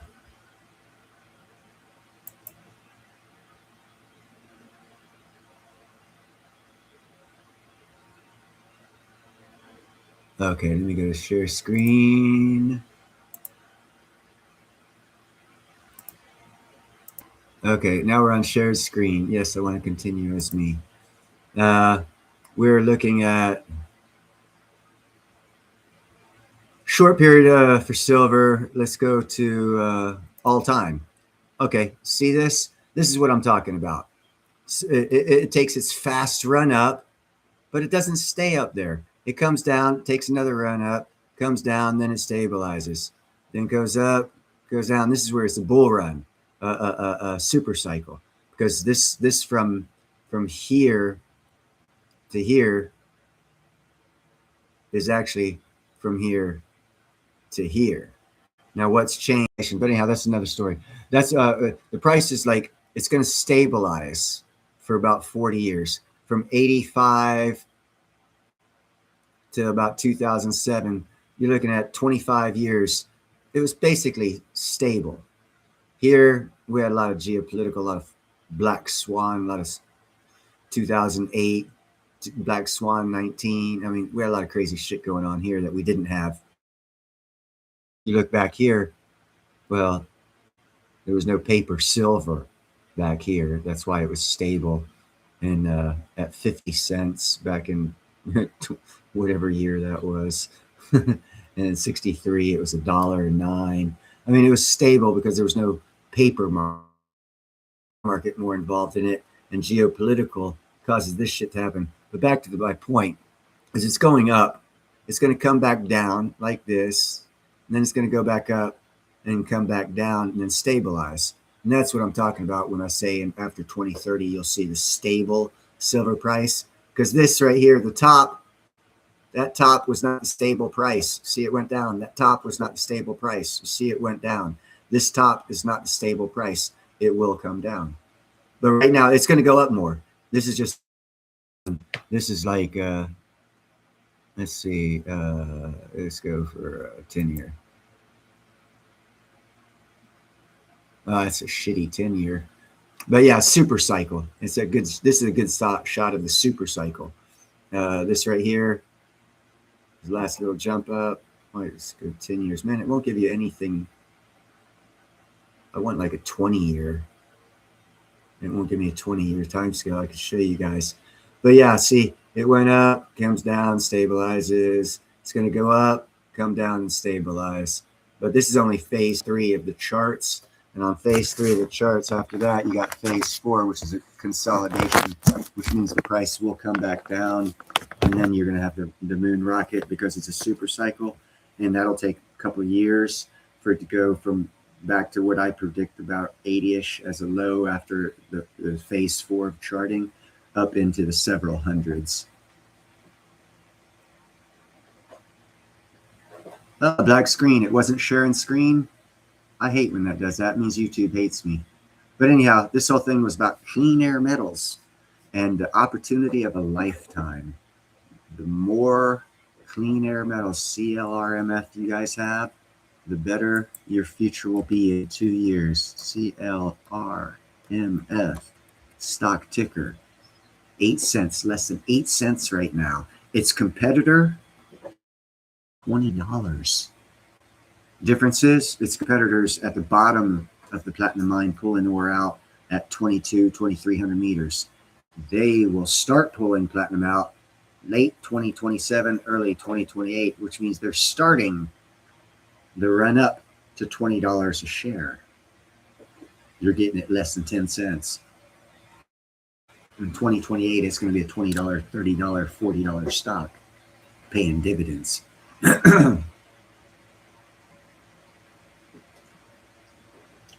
And that's where I say this is the greatest opportunity for us, aka retail, because right now, as you saw earlier in the video, the Clean Earth Metal guy himself said industrial investors pulled out when the price of palladium collapsed. And that was a couple of years ago. That's why their stock went from 38 cents down to 7 or 8 cents. Actually, it was down to 3 cents. Clean Earth Metals, yes, look into it. Seriously, throw $100 at it, wait 24 months, and send me a thank you card.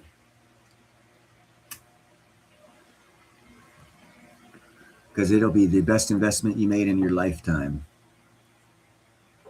And I am invested in it through other people. I have, what is it I have? 200,000 shares, I think. No, that's MJNA. That's another good one, but that's another video. Oh, dude, check into it. And he was here earlier. William was here earlier. I gave him a stock to look at back in 2022. It was a it was an SMR stock, a stock, because at the time nanonuclear energy was not around. OKLO and NuScale were not around, and I found out Rolls-Royce was getting a contract with the English government to produce a small modular reactor or a micro reactor for a moon base they plan to have on the moon by 2032. And I told William and everyone else on my show, I said, hey, look into this stock. It was like, $3, $4. It's a division of Rolls-Royce. And he'll tell you, he's up 1,700%. That's a good investment for 3 years. Better than gold. Better than gold. Up 16 or 1,700%. If William's still here, hop on and tell him how much. It was 1,300, 14, 15, 16, 17. It's dramatically up. I told people to get into Clean Earth Metals. It was about 3 cents. And if you did, you're up 100%. And that was just like 6 months ago. And it's going to far surpass gold investments, the physical gold that you have. And then let's see what else. MJNA. I've been telling people about that. I was telling people medical marijuana is going to be decriminalized from a class 1 to class 3. Damn sure enough. And an executive order doing exactly what I said was happening. I was telling people about it back when it was 3 cents, 2.9, 3.5, around that area. I was like, guys, you guys need to hop on this. A lot of people here, Pete, a couple other people, Gerald Miller, that are here, they invested at around 3.5 cents a share. And it's only going to go up. I mean, like now it hasn't gone down even close to that since they invested in it. They're still up with all the ups and downs. The stock market, irrelevant. This stock is so solid. The world would have to go bankrupt for it to lose money. That's how solid this stock is. And no one's jumping on it. Jump on it. $100 will change your life in 2 years. You will have a residual income, probably half the size of a weekly check, if not bigger. Yeah, that one, Pete. And it's still that market, that whole market has not moved. Kind of fucking weird. It's going to. Yeah, I've got 200,000 shares of MJNA. I got it at 0.003 or 0003. But it will go up because there's money that will flow into that marketplace, and that market cap will rise, and all stocks will rise, and it can go up to $38. It's just hold on to MJNA. It'll go. It'll pop.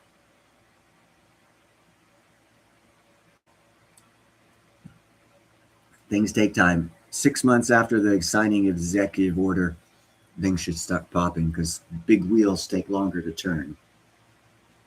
Family household budgets are easier to change in month to month. Federal takes 6 months to a year. So give it time. And that's expectations of people ruin your investment strategy. Your expectations are, most people's expectations are because of crypto. Gains, dude, that's not sustainable. That is, it's short term. Yeah, it's good. You hear a lot of people talk about it. It's the crave. Look long term. ISO 222. Speaking of crypto, ISO 222. As William was coming in here, William spoke of these ones, saying, "Is that a good investment?" Hell yeah, HBAR is a good investment. That's part of the ISO 222, and I told him that. So 100 crypto are good investments. There's 10,000. I'm just saying. And of the ISO 222, they're not going to pop overnight. In 5 years, they're going to be like 20x what they are now, 50x, 100x, and they're solid. Others are speculative. They might.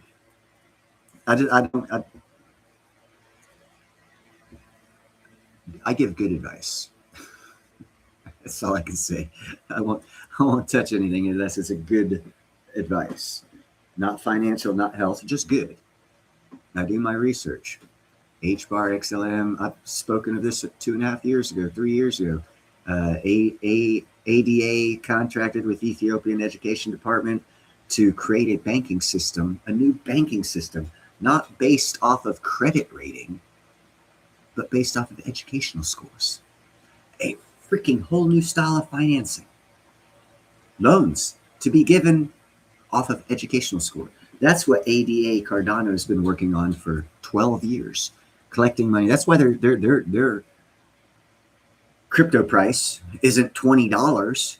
They're sticking all that money into being a banking system, a physical banking system with the government or country of Ethiopia to come up with a new style of loans, a new style of credit system based off of your knowledge and intellect and learning ability and proven learning ability, and not how well you can scam the system, which is the credit system we use now. And everyone knows there's ways to scam it. You can't scam your intelligence. So it's a longer term investment. That's a 20-year investment. 18 at least, because it takes 18, well, age 4. It's a 16-year investment. They're on like the 14th year. So ADA will jump here shortly once they start actually giving loans based off of educational scores as a credit rating, rather than how you've spent money or been influenced by others' psychological tricks to ploys to take money from you that you will invest in and no good to make other people money, and using that as a credit system.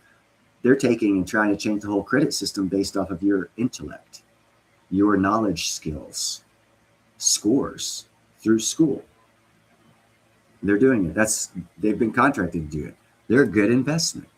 Algo and XLM 9 years ago, we started working with the Treasury Department. I did a video on this. Started working at the Treasury Department to come up with FedCoin.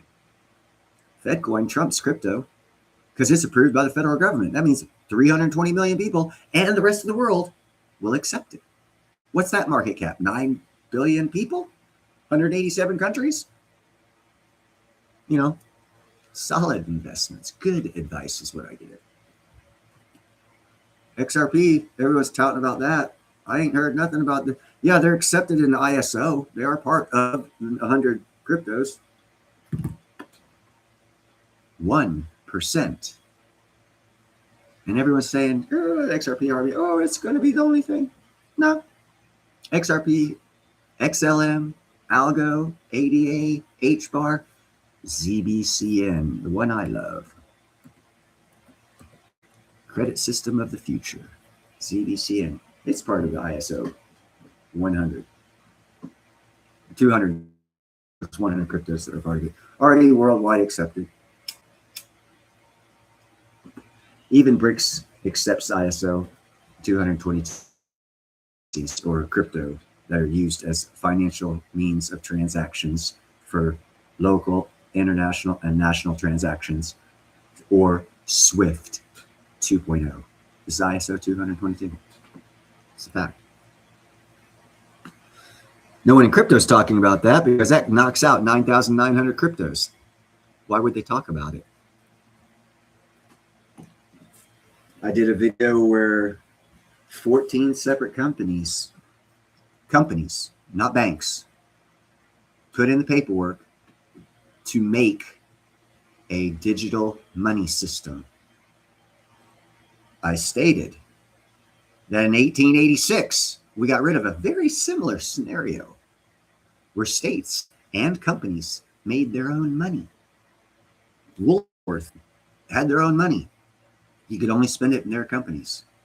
But back then, companies built towns. So if Woolworth or the railroad company, if the railroad is a more prominent one, the railroad barons, they would start full towns. They would buy land and say, I'm going to run my railroad through my land, and I'm going to start a town there, and I'm going to create my own money, and I'm going to be wealthy. That's how the land barons got rich. That's why they changed that rule. And we came up with a national money system. Well, we're going digital, and we're going to go back to the wild, wild west of the 1800s, 1700s, 1900s, 1870s, 1860s, 1850s, 1840s, but in a digital format where companies are going to create a money system on a digital format that'll be accepted as a currency for their products. Money. Different form. It's just money. You got to get used to it. It's happening. Shh. Okay, hold on. I need to let my kitty out. This is Crybaby Pumpkin. Pumpkinhead. I got a special place for her to eat.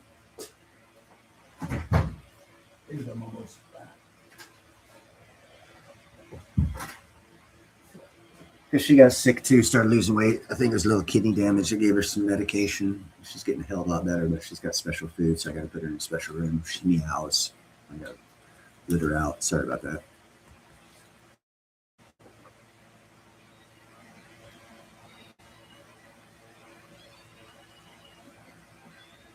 Exactly, Pete.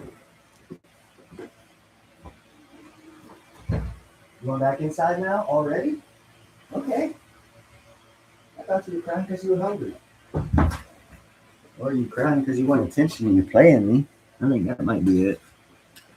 Yeah, speculate and make your trillions of dollars in 2 seconds on every other crypto. But ISO 222 sound investment. Sorry. It's written in, it's an ISO. I think fiat dollar. Hold on, I'm on Google. What is the ISO number for the fiat dollar? Okay, here we go. I'm going to show you how real this shit is, people. Hold on a second here.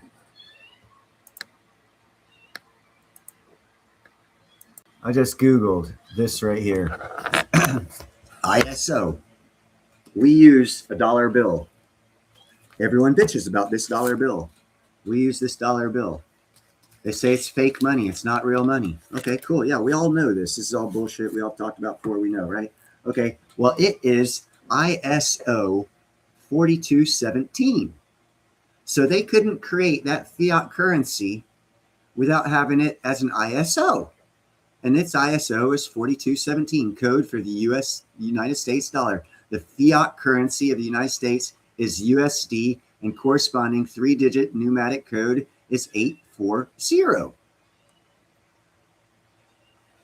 What? I put you out and you're messing with me. Quit it. So there you go. The United States fiat dollar that we've been using for 55 years is an ISO 4217. Now I'm going to go to what is ISO 222. And we'll come back here and share screen and see what we got. I'm Googling this. So that way you guys can Google it too. I'm just doing it live to show you. Okay, right here.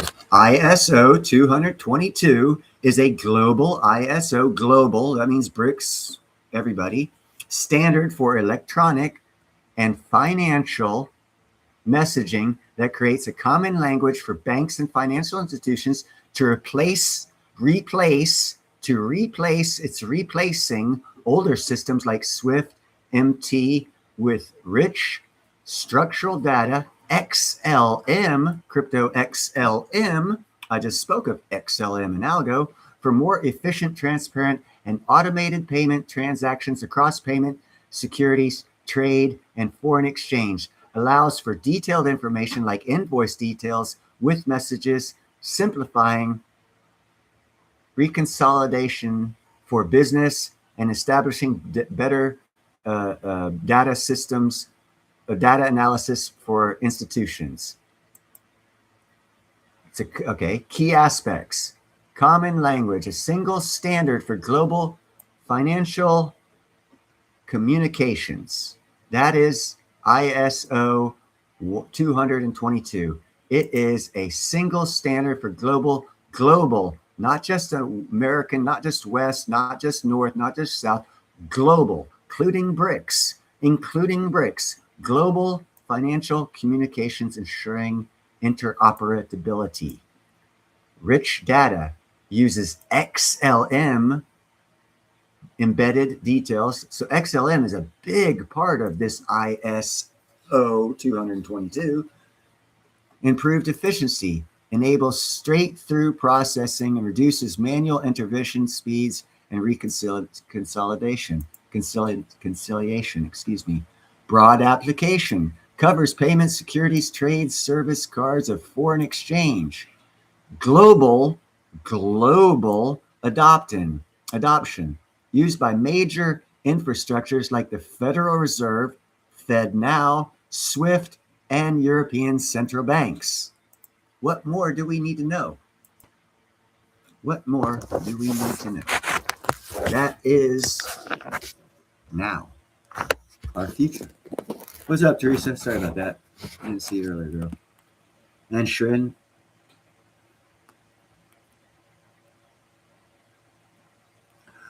For America, Shrin, the stability of copper, aluminum, and silver are guaranteed.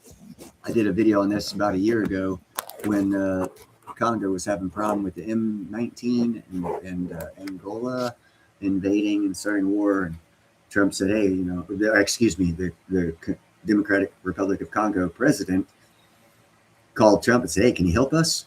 And they worked the deal, and we ended that war. And just signed, I think I showed a video on that actually. Just signed a deal with the president of Congo and the president of Rwanda ending the war there and giving America exclusive mineral rights to all minerals in Congo for us to get first drilling rights or mining rights. Not screwing them out, they get their percentage, but we'll be the ones that also get it. So that's secure for America because Democratic Republic of Congo is the richest ore, non-platinum and gold and silver ore on the planet, and that includes copper, aluminum, all that stuff. So we're stable as far as that goes. America has solidified its industrial usage needs to where it doesn't have to do too much more outside contracting to be able to achieve our goal of self-sufficiency through contracts or through mining ourselves, which Canada is going to play a big role in here in the future. Northern Canada, as soon as you'll be hearing about it in you'll hear about it sooner, but you'll start seeing stuff about the SMRs and the micronuclear reactors being deployed in Northern Canada for mining operations, new mining operations, because luckily, oh wow, so when I change the screen, you can't see it. That's messed up, man. That is so messed up. YouTube really does hate me. No wonder there's only one person here now. Anyhow, a friend of mine's son, about 8 years ago, came back from Canada. He spent 10 years up there doing nothing but drilling and explorating. And we couldn't get in touch with him because he was never in a town, because he was in the areas where there are no towns. So all of Northern Canada, if you look at the map, and it's all white, it's all been drilled. They know exactly where all the minerals are. They can't get there. And if you go back to the beginning of the video where it shows that Clean Air Metals is working with the native land indigenous peoples for infrastructure. They've already got electricity. They just got to put up a couple, one or two roads, half-mile long, half-mile of telephone poles and electricity. In northern Canada, you got to go 600, 700, 800 miles of brand new roads and brand new telephone poles. It's not financially feasible. So when micronuclear reactors come around, they already know where all the minerals are. The mining companies already know. They've got the drills. I know. My friend's son was part of several companies' operations. He wasn't the only one. There was like 6 companies up there. He was one team in 6 teams that was up there for over 10 years drilling. And each and every one of them basically said the same thing. Mineral rich, but we can't get to it. No power. And it's not feasible to run power lines 600, 700, 800 miles, make new roads for the amount of resources there. You'll lose the majority of your profit.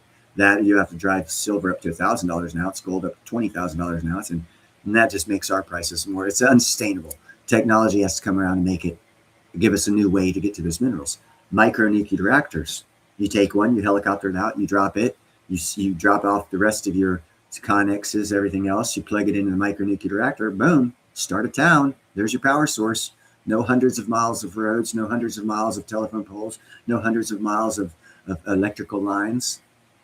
You've got one power plant centrally located around 4 valleys that can provide power for 4 brand new mining operations.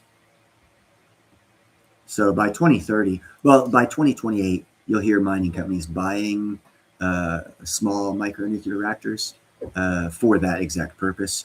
The U.S. Army has already told us, I did a video on it, they intend to buy 9 Kronos micronuclear reactors from NNE to provide power for 9 Army bases in the southeast quadrant of America, which will free up the grid from blackouts, because you'll have 9 military bases taken off the power grid, freeing up that much more power. So, as I've said before, power 2030 is going to be 75% cheaper for us retail, because a lot of big companies, mining companies, data processing companies, all these companies are going to be buying micronuclear reactors. They would say, oh, these data processing companies are going to suck up all the electricity. No, they're going to stimulate a new industry. It's called the micronuclear reactor industry I've been telling you about. It's called NNE, OKLO, and now I'm adding NuScale, added a couple weeks ago before they started going back up, after they took their 500% drop, because I knew they were too overrated. After they reevaluated themselves, they're now actually keeping my eye on them, NuScale. So NuScale, OKLO, and NNE. Those are the power sources that are going to drive the mining industry in the future. Future coming very, very soon, 2 years. Once all these new mines open up, takes them a year or two to get. Hey, what's up, Kelly? Takes a year. That'll put it around 2030. That'll be the end of the precious metals bull run. Prices will stabilize. I predict between 100 and 150 for silver in 2030 to be an average stable price, which is more than enough of a price for companies to afford to buy small modular reactors, break them up into 4 parts power-wise, so that 4 mining companies can get out there and extract those minerals at good, reasonable prices for profit margin. It's all business orientated. The minerals are out there. You guys want gold? Go to Northern Canada. Your main problem is going to be the economics of pulling it out of the ground and getting it somewhere where you can make money off of it. Infrastructure. It's that simple. If you look at a map, look at the infrastructure. If there's no infrastructure going there, there's probably minerals there. They're just too expensive to get to. So you can either plow through and I'll do videos on this as I'll start looking for Democratic Republic of Congo mining operations. Show you what they have to do to get a road started to get to that mine. It costs a lot of money, time, energy, and effort just to get to a mine. So in northern Canada, you have 700-800 miles of snow that you got to keep that road clear daily, and it's like 10, 12, 20-foot drifts, and you've got to pay 42 freaking snow blowers to clean that fucking 800 miles of road and keep it cleared daily. That's a hell of an expense. It actually makes it more profitable to helicopter this shit out. Or if new technology comes around and they have drones that can hold a couple tons and fly out, holy shit. You know what I'm seeing now? I'm seeing a Jetsons scene. You pull in a micronuclear reactor, you drop it down, you bring in some connexes, you bring in some men, all by helicopters, you bring in all the mining shit, they start mining, and then your drones are pulling it out. And if your men want to go on their 2-week vacation in between whatever deal they make for their contract, they get the drone and they go out too. You have no roads, you have no infrastructures, and you have a whole fucking mining facility pulling in metals using drones to get it out. That technology is 6 months away.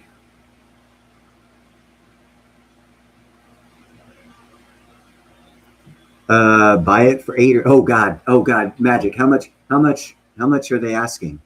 Pete had the same issue. Pete, how much did they ask? I think it was $3. Oh, okay. Okay, yeah. Go for 8 cents, man. 8 cents. Don't go for the price now. Get it. Anything under 10 cents, you'll 10x within a year, and you'll 50x in 3 years. And that's not where the money comes from. It's the dividends. Platinum mines pay dividends. Earlier in the video, I showed you Angola Mines, the #1 platinum miner in the world, pays yearly dividend. Their stock price is in the 20s. Impala Mines, the #2 mining in the world, annual, biannual. They pay 2 dividends a year of 6.3% of their stock price. So they're getting 12 cents in dividends. So if you have 100,000 shares at 12 cents, you're getting that twice yearly, but you're paying $18, $19 a share. So what I'm telling you right now is you're going to get that same return, but you're paying 8 cents a share. In 2028, they're going to be pulling ore out of the ground. The stock price is going to be well over $20. They're going to be paying 6% plus biannual dividends, which means you're going to be getting 12 cents a share for every share of stock. So if you're getting it less than 10 cents a share, first time they pay dividends, you're getting all of your money back plus some. Every dividend check after that, profit. Hold on to that stock until they start running out of their ore, because it's not going to last forever. It's 20 years, 10 years. It's going to be a quick operation. Sell it at, you buy it at 10 cents, sell it at $25 after you get 5 years of dividends biannually, and you've made hundreds of thousands of dollars. Sell it at $25 a share and go to your next operation. Oh, it's not dumping. It'll go down to about 6. It'll go up to 9. It's going to, dude, well, I just did the 1.5-hour show. Later this year, it'll be at 20, 30 cents. One industrial investor. All it takes is one industrial investor, and that thing's going to jump.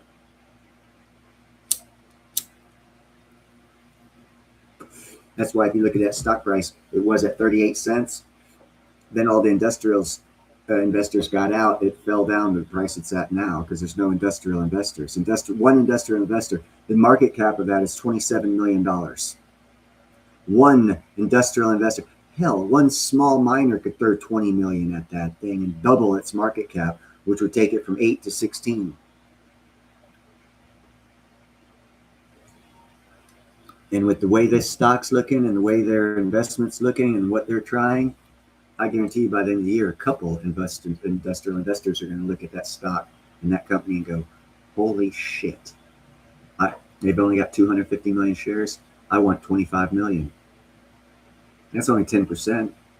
One company comes in, buys 10%, 25 million times 10 cents. What's that, 2.5 million? And you got 25%, or you got 10% of that company. I mean, there are over 1,000 billionaires in America alone. There is over 60 million millionaires.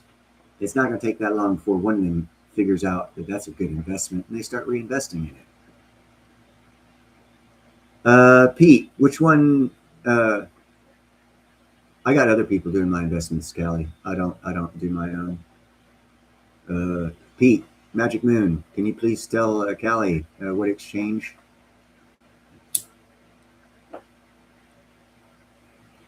You guys are using? I'm sure there's 2 different ones. Ameritrade went. Fidelity carries it. E-Trade, I think, carries it. But where did you buy it? What What exchange did you use to purchase the CLRMF? Callie would like to know. She said, which exchange? Fidelity. Okay. There you go. And I believe Charles Schwab also. All the big boys should carry it. If it's on the New York Stock Exchange, which it is, go carry it. Okay, TD Bank. There you go. There's a couple for you, Callie. Now I'll tell you, people, if you throw $100 at this in 2028, why don't you buy me dinner? Not at Burger King. Oh, it's good, Callie. It'll be just like that Rolls-Royce stock that I gave William about three years ago. He's up 1,300% in 3 years. I wish more people would have listened to me back then. I'm glad he did. If he threw 100 at it, he'd have 1,300 now. You know. But this is a dividend-paying stock. This isn't a buy-sell stock. This stock will pay dividends, and that's where the money's at in this in particular investment. What's up, Sean? They have 250 million shares to sell, and there's no industrial investors buying up 25% of it, 10% of it at a time, which 10% of it's only 2.5 million. So let's all us small people get some and use it to help us in the future. As prices inflate, we will have a secondary income residual called dividends. And whatever money we throw at this stock now at its cheap price, we will get back every year in dividends, which will give us a yearly return on investment of our investment, which is 100+% return on investment. If you wait for this thing to get to $1, it's not going to be the same math. And that's where I say it is a very, very good time to get into this. Anything under 10 cents. I mean, getting into it at $1 would still be good. It's just, it'll take you like fucking 5 years of holding it to get the dividend money to pay for your initial investment, which is still great. In Wall Street, that's a killer deal in Wall Street. I don't think so. I think getting it back first year that they pay dividends, getting all your money back is the way to go. And right now, at this price, at this stage of development of this mining company or exploration company switching over to a mining company, their game plan is the resources there, everything. They're doing everything they need to do to make that thing rocket. It'll make crypto, it'll put crypto to shame. Talking 3 years, probably 250x. Because if you're getting at 10 cents, it goes up to $25. That's what, 250x. 250x. This is you want to, yeah, I wish I'd have got in when it was, yeah, you know, well, in 2 years, 3 years, you'll look back and say, damn, I wish I'd have got in. Or you can say, I got in. That's the here and now for CLRMF. Oh, definitely do your own research, people. If you do your own research, as I have done on this, you will be as excited as you realize when you listen to my narration of the hour-and-a-half video. Listen to the words and hear what they're saying. Like when he said they're going to be ramp mining. Okay, think about the expense of driving a truck down a ramp and pulling out ore, or the expense of having to buy, purchase, and pay to install an elevator system that's capable of holding tons, running air and electricity down there, and cooling systems to go down 2,200 meters, because that's how South Africa mines platinum. It's highly expensive. That's why it costs about $1,100 to $1,300 to mine 1 ounce of platinum. And if you go back to my previous videos, I even stated they're selling platinum for less than it costs to mine it when it was at $800 and $900, because it cost $1,100 to $1,300 to mine it, because they got to go downward and they got to pull that heavy material out, and they've got to keep the living conditions so that humans can live down there to mine it. And that all costs money, to where Clean Air Metals is going to do a 400-meter long ramp. They back their truck up, load it up, and go. back the truck up, load it up, and go. How much cheaper is that than the infrastructure that it takes current mining systems to mine platinum? That in and of itself says this is a great investment. Then you hear him say, it's still under exploration as we're going to start mining what we already know is there. And what we already know is there is a mile long of sideways action. Truck back up, put it in, boom, boom, boom, 1 mile long, and they're still exploring. It might go deep. They don't know. They haven't finished exploring. That is highly significant, because if they pull 1 million ounces or a million tons of ore out, and they find another million, think of the implications for the stock. Oh, we pulled out 10%, but we found 10 more. That's the possibilities these guys are looking at, because platinum ores don't run sideways, veins. They run down. So these guys got lucky and found that what I predict is a platinum vein that does this and then it goes down, which means this is a start. They're going to ramp mine the first couple of years and then probably find the vein goes straight down, just like most every other platinum vein on the planet does. There's no reason whatsoever to think this one would not do the exact same thing, because platinum is created the exact same way on every continent. So on every continent from Russia to Africa, that's how the platinum veins go. The fact they found one goes this way means that's just the start. And they're gonna follow it back to where it does go down. And then, so quiet. They've got such upside potential, because they don't even know where the main vein is, and they've already found over a mile of high-grade platinum and copper ore and silver. Do your own research, but yeah, you'll be like, at 8 cents.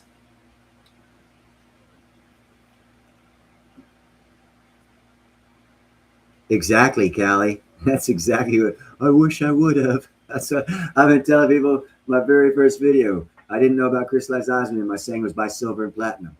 I didn't talk about silver because everyone was talking about silver. I talked about platinum because it was $780 an ounce.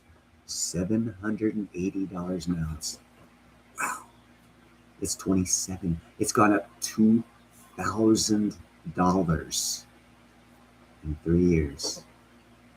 $2,000. So if you invested like my friend Travis, Pete knows Travis, I talked him into he got it at 780. I think after premiums it was like 840. He got 20 of them. And then next week he'll have made $40,000 in 2.5 years off of that investment. Smart guy. Glad he listened to me. There are other people that listen to me too. I went and sold some of my silver up in Fairfield the other day. Yes, ounces, 2/10 ounces.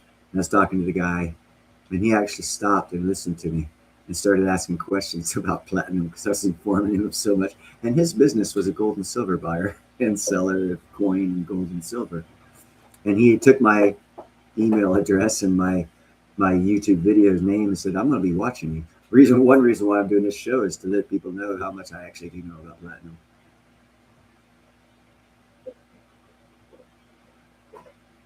Girl, you're what I would suggest, Callie, enjoy yourself. If you've been collecting that long, take 20 pieces and sell it and treat yourself for being so smart, for being so patient. You deserve a special weekend retreat. Take 20 ounces, sell it, take your $2,000 and have a great weekend. Because if you've been collecting that long, you deserve it. Hey, what's up with Quiltanen?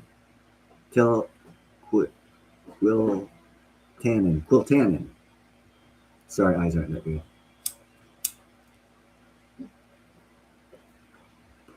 But yeah, platinum's the future as far as extraordinarily awesome investment opportunity. Once in a lifetime, unless there's another platinum vein discovered on this planet, this is a once in a lifetime opportunity. Because the last platinum mine discovered was 45 years ago in South Africa, and they're about mined out. So in our lifetime, in our adult lifetime, there's been no platinum mines ever discovered on this planet. Clean air, metals. discovered one. First one. Historic. It's a great opportunity. Why is no one else talking about it? They're begging retail to come in and invest. They've got proof of the test grounds or samples of what they say they have. The value of that company in just ore and ground that they own and will mine puts it at 2.5 billion. And they're only at 27 million.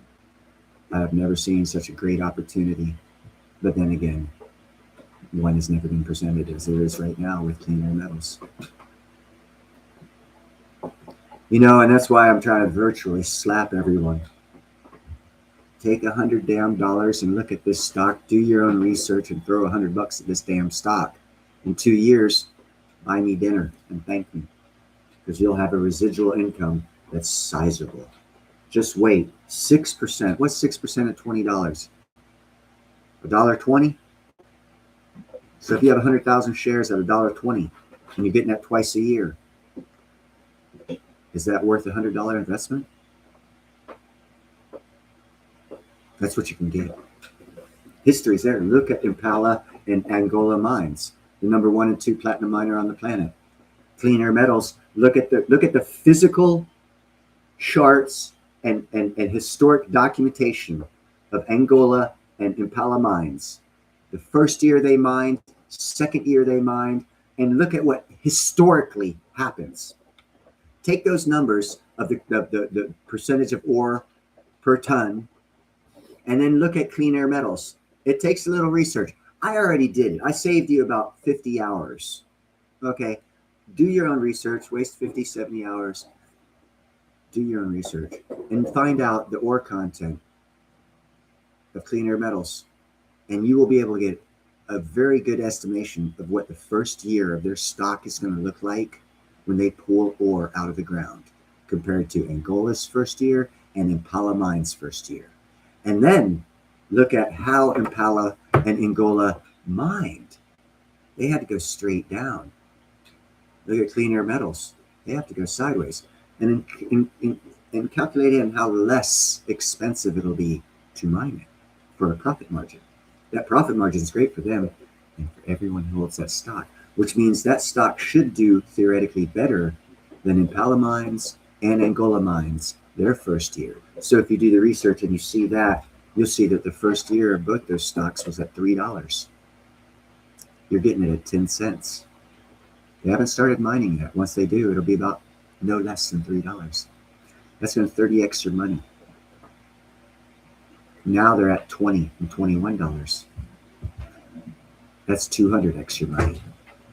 3-4 years. Plus dividends. Once in a lifetime opportunity.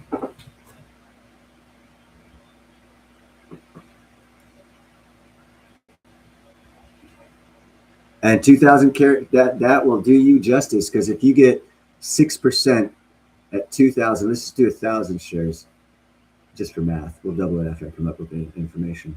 And they're paying 6%, and it's at $10. It goes up $10 a share, and they're paying 6% dividends at $10 a share. That's 60 cents a share for 1,000 shares. $60. Hold on, 60 cents. $6. That'd be $600 or $60 a year. How much did you just throw at that thing to get those 2,000 shares? Oh no, you double that, so that'd be 120 or 1,200 yearly. Your dividends, your first dividend check gives you a profit margin from your initial investment, and you still have your initial investment. No, that takes your family out to eat for a week, twice a year. No, maybe not. Maybe a diet. Still, beautiful investment. Beautiful investment. The more you get, the bigger the return on investment as far as capital gains wise. But percentage wise, 2,000 shares is as good as 20,000 shares, as good as 200,000 shares, which is good as 2 million shares. Return on investment is going to be bigger on the more amount of shares, but the percentage of investment return is the same. You're doing well with this investment.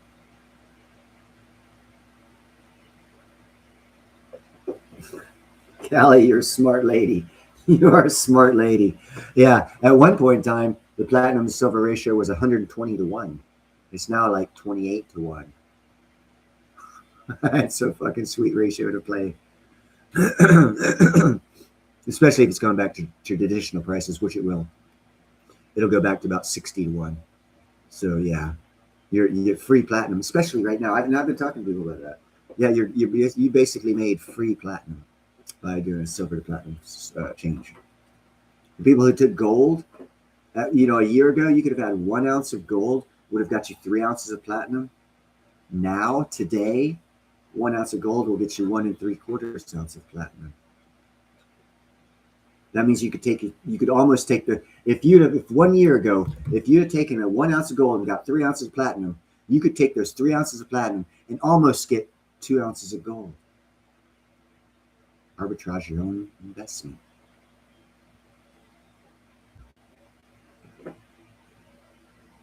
You made about $4,000.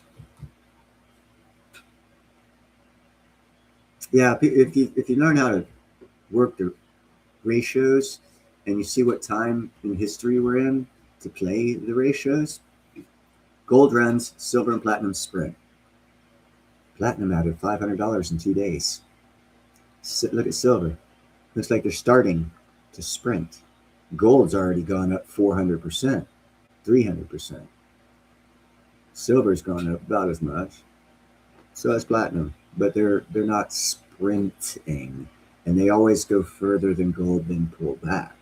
Silver does. Platinum is historic for platinum to be less since gold is historic.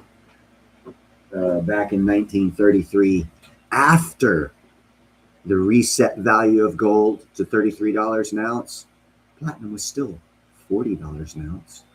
So even in 33, after a gold reset, platinum was more expensive than gold.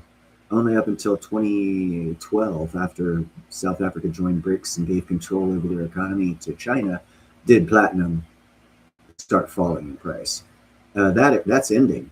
South Africa's ending. As a country, they might be ending. So the deal of China controlling their business, well, it's going to end too, because they're bankrupt and they're going to lose control. Then that's losing control of manipulation. And then we get into the matter of fact of Clean Air Metals, and I've done a video on this. Clean Air Metals stated they would not be pulling ore out of the ground until platinum prices went back to normal. And I did a video because that showed to me that they know platinum is manipulated. And they're the only platinum vein on the planet to be discovered. So they actually have some physical control over the price of platinum. And because every corporation, it's like playing Trump's game. Every corporation that needs platinum needs Clean Air Metals to mine that platinum. And Clean Air Metals says, we're not mining it until the price goes up back to normal. And they can afford to sit on it. These other companies that need platinum can't afford that. So these other companies and countries that need platinum start pressuring the country that's suppressing the price. And what happens? Platinum starts going up again. I've laid out the suppression of platinum manipulation for the past 3 years throughout my videos. It is coming to an end, and it is all due to Clean Air Metals and their platinum discovery and platinum control and resources going back to the West. Well, coming to the West for the first time ever, out of BRICS and South Africa and Russia's control. Because if, as I predict, they have their 1.5 mile long of platinum vein this way, which, by the way, is as long as South Africa's is this way. If you take South Africa's 2,200 meter mine this way and do it this way, Clean Air Metals still has more ore discovered in the ground than South Africa has already pulled out of the ground. And they still have to discover where it goes down. So the amount of ore that company's got to mine will blow. Again, they'll probably easily take 30% of the world's supply of platinum will be mined by Clean Air Metals. That in and of itself will make it the #1 miner on the planet for platinum, which will drive its stock price up higher than $20, because Impala mines in their heyday, stock price was $50. Excuse me, Angola's was, Impala's was like 45. In their heyday, stayed there for years. They're playing hell of dividends. 6% at 45 is a hell of a return investment if you get that stock at 10 cents. Yeah, because you're talking 240 return on investment on a dividend of 6%, and you paid 10 cents for that $2.40 dividend. You're a fucking genius. And it comes twice a year? Holy shit. You're a magnificent genius. You got residual income up the ass. $2.40 times 2,000. Holy shit. You just made 2 weeks worth of income twice a year off of an investment you paid dime for. Now you're kicking yourself in the ass for not buying more right now. And that's the opportunity I'm presenting or laying out in front of you for what is actually physically happening. The opportunity of a lifetime. The more you invest in this right now, the less you'll have to work later. What's up, scrap metal? Yeah, because you get, think of 1 million shares. 1 million shares is what? $10,000? $100,000. Okay, let's go with 100,000 shares. 100,000 shares would be $10,000. 100,000 shares at $2.40 gives you $250,000 in dividends twice a year. Because this company is going to be huge. The only platinum mine to be discovered in our adult lifetime in a time period where technology is coming out that requires platinum. China proved that in 2024 by buying half the world's supply. 3.2 million ounces of platinum was purchased by China alone in 2023.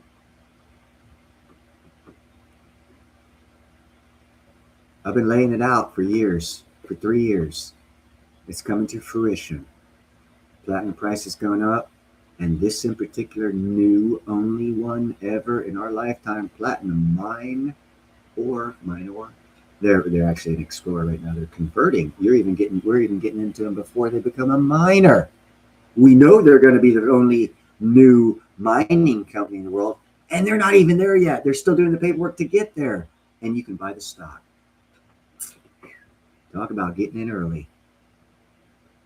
When do they pay dividends? Okay, when you can expect them to pay dividends, and again, I say do your own research. Look at Impala Mines, the number 2 miner, and Angola Mines, number 1 miner of platinum on the planet. They're in South Africa. And look at their business models when they first started mining platinum and see how long it took them before they started paying dividends. And use that same scenario and apply it to Clean Air Metals. And you're looking at by 2028, you'll be getting dividends. How much dividends is determined by how much ore and everything at that point in time. But you're looking at probably in 2 years, you'll probably start getting dividends. But typically, once the company starts making money, which means once ore is getting pulled out of the ground, shortly thereafter, they return the investment to the investors in the form of dividends. So yeah, it's not a crypto investment. It's not an overnight get rich quick. What this investment is you can throw $100 at something that'll make you $250 twice a year in 2 years. That's not much, but compared to your initial investment, you're going to get back 5 times your initial investment yearly for a decade. And of course, that stock will go down unless they do discover more, which they're still going to explore. That stock could be viable for 30 years before you have to sell it, paying dividends. Like right now, Impala Mines, after being open for 45 years, is still paying dividends of 6.2%. Their stock's at like $20. So you get $1.20 per dividend. You pay $20 for the stock right now, you get $1.20 back. The opportunity with Clean Air Metals is they're not at $20 yet, but they'll still pay about 6%. And when they get $20 or $10, even 6%, 60 cents. So if you're paying 10 cents for the stock and their first dividend pays you 5 times more than you paid for the stock, is that not an excellent fucking investment? Because now you don't have to worry about the price of the stock. You already made all of your initial investment back plus 500%. And it's going to happen twice a year for 10 to 20 years.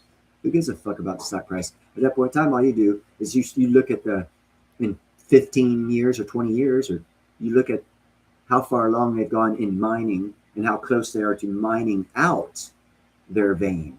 And then you look at selling stock, in which case you're making 3,000x once you sell after you made 500x twice a year for 15 years. Win, win, win, win, win, win, win. And if you're smart in those 15 years, you can find another investment to transfer that money into that'll do the exact same thing for you.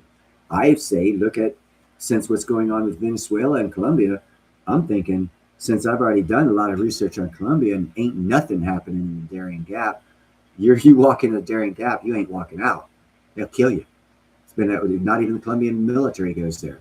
So there's been no ore samples down there. But yet in the 15th century or 1500s, the conquistadors, when they were burning and stealing and looting from the Aztecs, their gold and silver, found this substance that looked like silver, but they couldn't melt it down. So they threw it aside and they called it platina, little silver. They said it needed time to mature to become silver. And then in 1800 something, some Spanish guy goes down there and rediscovers platina and says, oh, it's actually a precious metal all of its own. But there's no mines down there. We discovered platinum twice down there.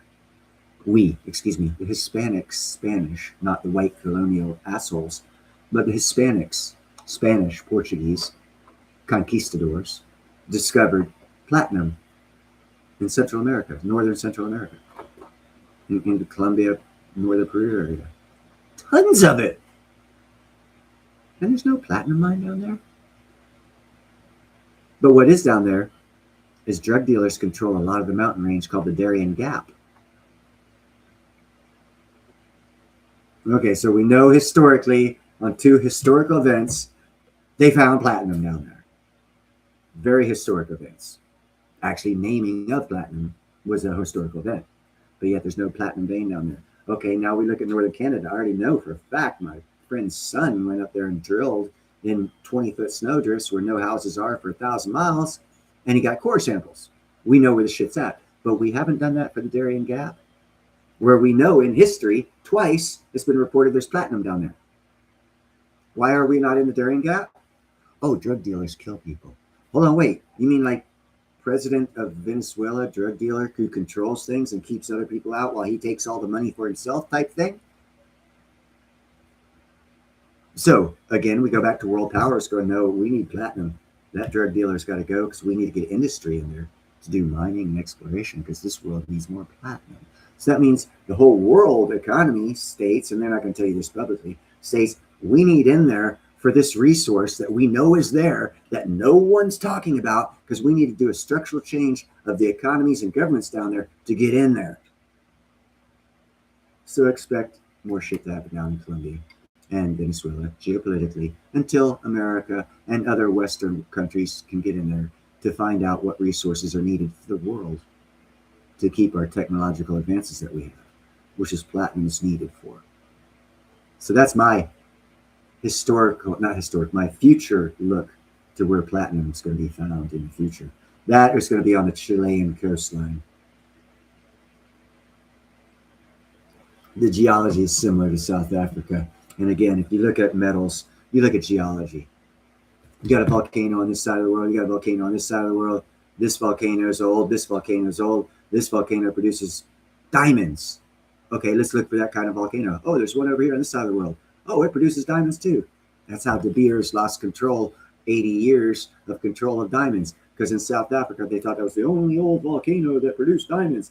Then they found one in Alaska and one in Canada. Now there's 3 diamond mines in the world, and De Beers only controls one of them. If you want to know what happened in the diamond world, that's how things work, geology. So you look for similarities geologically, and you go to that area, geologically similar to where there's other things. Now you look at the Darien Gap, and you look at South Africa, and you're like, well, damn, those are similar geologically. So you could predict that there'd be platinum there. Not saying there is, but I am saying the drug dealing governments of that area won't let anyone there to find out. How convenient. And it's just a quinkity.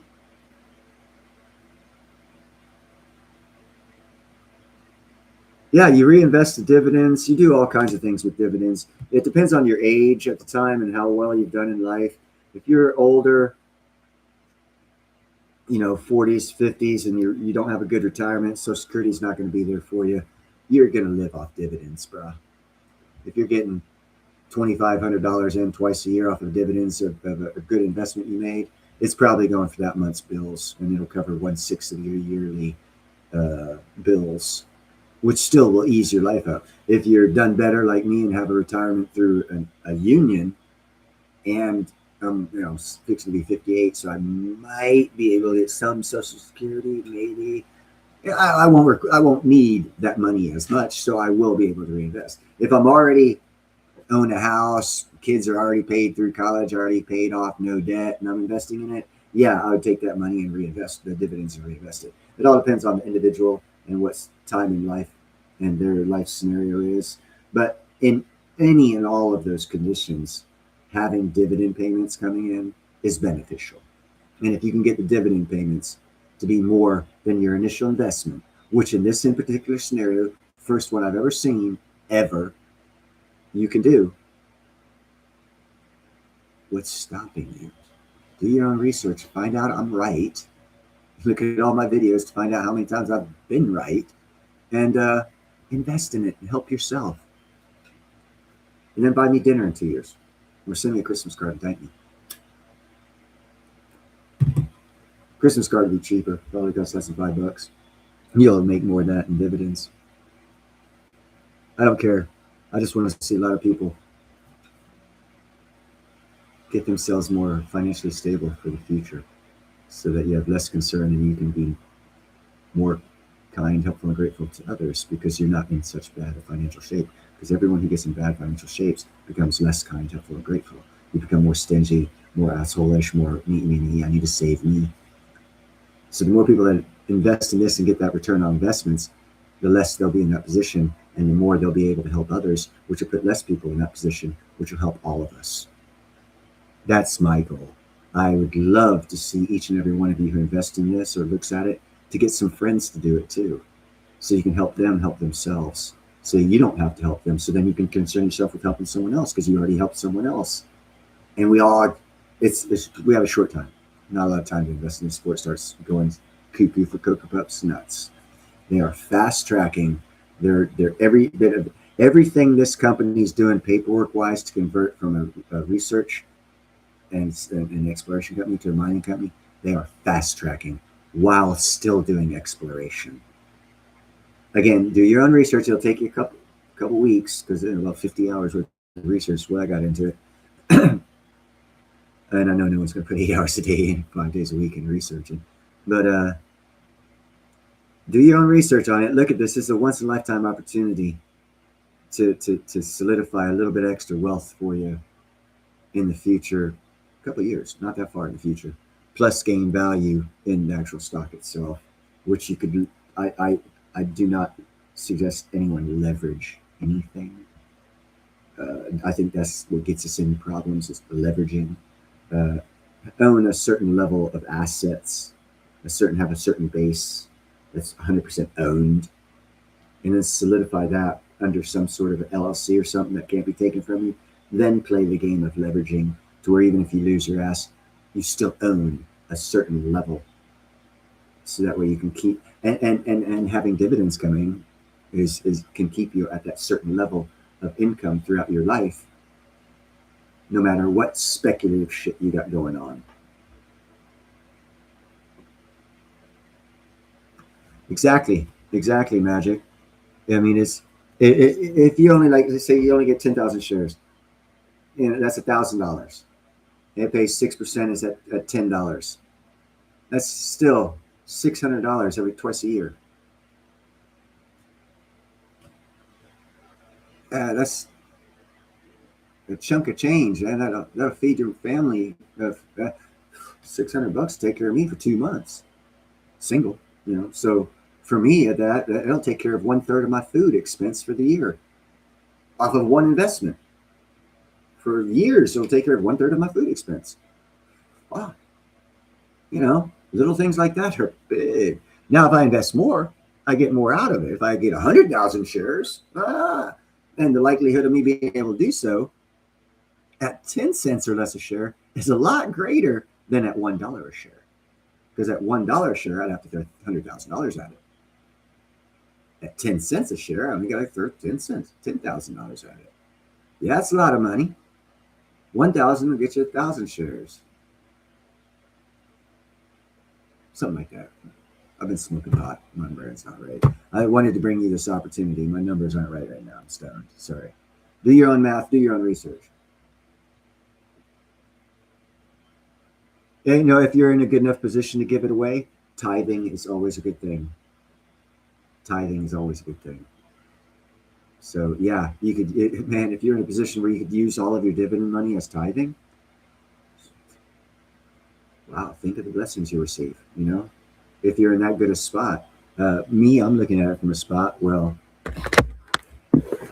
you can see what I'm looking at.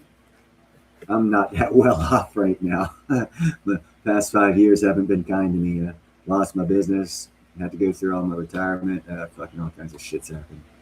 Not good. Not a bit of it good. But I still stay positive. I'm kind, helpful, and grateful. And I stay positive because that's what it's all about. And what else are you going to do? Cry? The fuck's that? Where's that going to get you, you know? So you stay positive. You buckle down on research. You find shit out, and then you pass it out to people, man. I'll get back to work, and I'll start making these investments. I'd like to see you guys make them now because now's the time. When I get a job and get it, they'll probably be at 10 cents. Right now, it's at 8 cents. That's 20% cheaper. Get into it now. I can't. You can. Do it. I'm not doing this for me. Well, I will be.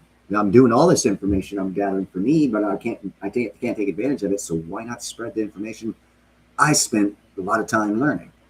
Why can't you take advantage of it? Please take advantage of it. That's why I'm doing this, so you can take advantage of it. I'm not making any money off of this. I want you to.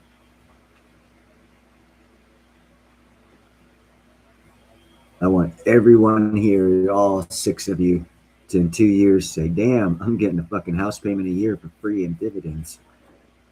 That frees up a lot of family time. Yeah, Pete, honey. Honey, honey, honey, honey, honey, honey, honey.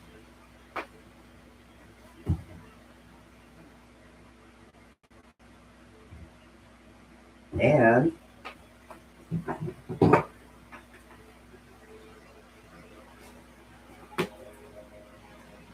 cinnamon, grinded, put it in tea.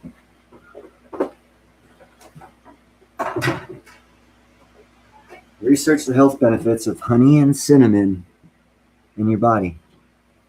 I'll tell you, it lowers cholesterol, your bad cholesterol, raises your good cholesterol, and lowers your high blood pressure. But research it for yourself. And just like I'm not on StreamYard, so I can't throw up a picture. I've got that one picture. An Epsom salt and baking soda bath, man. Soaking bath, hot bath, and Epsom salt and baking soda once a week. Good for your health. Yeah, I keep about... I'm running low right now. 1, 2... about 8 to 10 pounds of honey. I'm down to 4 pounds right now. I'm going to have to get some more. Yes, Pete. That is exactly the one. Yes, yes, yes, yes, yes. That one, I did a Facebook post. It's got that in it. The health benefits of that type of cinnamon. Woo, woo, woo. Also garlic. Crushed. Fresh crushed. Put it in your food. Cook it. Better than minced, cut, dried. Certain ways of getting these things are better than other ways of getting the same things. The health benefits are massive.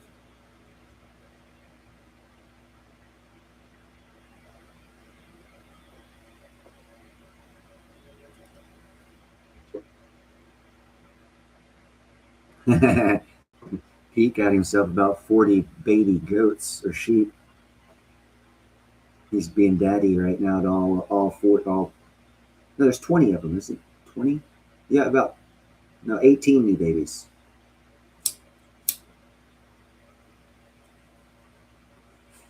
Pete's got a lot of new sheep this year. He's down in Southern California, private little ranch.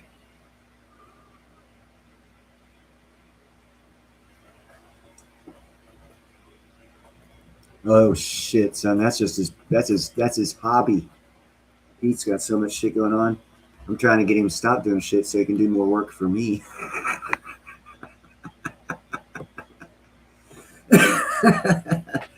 Hell, I'm an asshole. I'll tell the truth. Working for me is more profitable, brother. Working with me. Speaking of which, Pete, let me calling you. Checked into LLCs in Alabama, and I'm gonna need your name because your name and my name are going on that LLC for the gyms.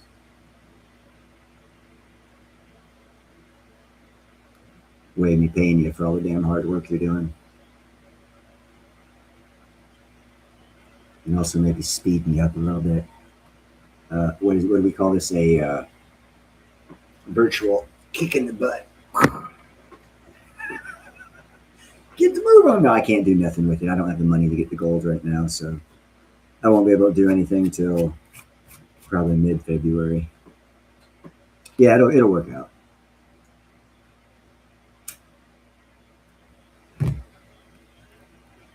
That's what I hate about me, man. I come up with things so. I act on things about a year to a year and a half before they actually occur, and I know information so early. I get frustrated in the waiting to make things happen, and I'm positioned well to start a hopefully very successful company. It's just not time, even though I want it to be. Everything's ready, all the research, everything. We're about 95% ready. But I always jump in the deep end first time. I've always been like that. So I'm always early. I always want to get things done before they need to get done, before they're ready to get done. That's just that's one of my problems. It is a problem. But it's mine, and I deal with it. It's hard because I want to get shit done. That's why I get fired from work all the time. I get shit done too quick. And all the other guys are like, we're union. We get paid. There's 4,000 hours in this job. Let's use them all. What? What? Let's get it done in 3,000. Fuck that. Got some pride. Different outlook, different personality types. I don't fit in. I'm a worker. I'm one of the best damn workers in the union, but my personality's not right for the union. Unless we have shitloads of work, they love me when we have shit. Man, back in the .com days, I would quit a job, and before I got home, I'd have three calls. We heard you're available for work. We need you over here. We need you over here. Because I averaged 30% of the hours turned back in. I cranked out the fucking jobs. Now there's no jobs. They hate me. They want to make them last as long as possible, and I'm not geared for that. I'm geared to blow and go. And I'll be getting out of this trade this year, and later this year it's going to be kicking off again, and they're going to have no one that blows and goes, and they're going to look like shit and probably fall apart. I'll still get my retirement. Fuck them. And hopefully have money to make good investments. Even though this thing that I'm working with, with Pete and Gerald, it'll work out. I need a job. I need money now.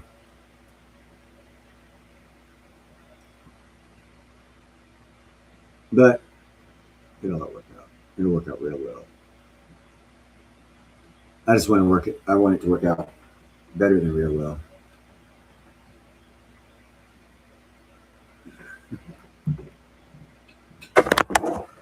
Most of them are right there. And then there's one right there.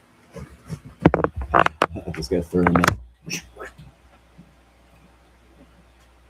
Yeah, I need to buy a bus. And that's coming too. It'll all come with the Jewel money.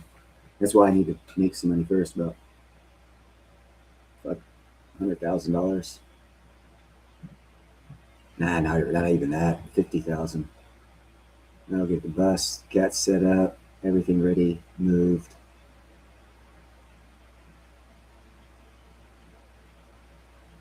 They do. They're my electric blanket right now. I hop in bed, man. My back is warm.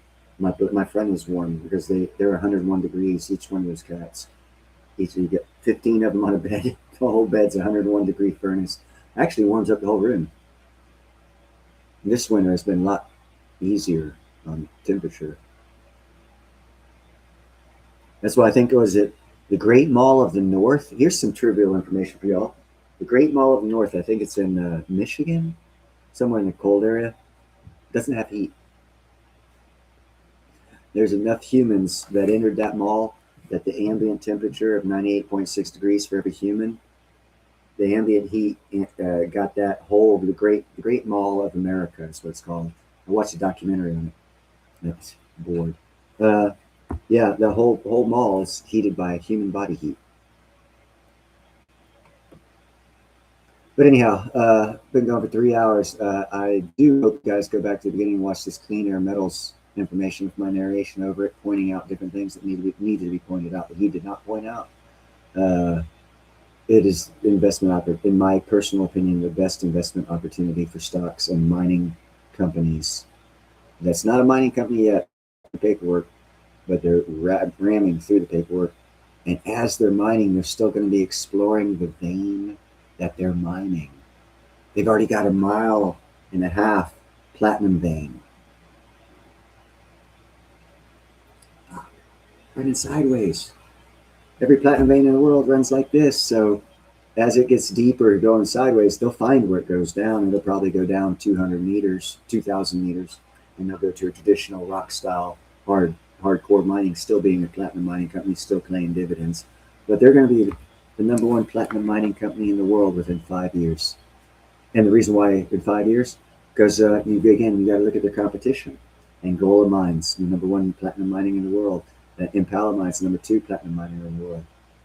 How deep are their mines? How much more platinum in the veins that they own can they pull out?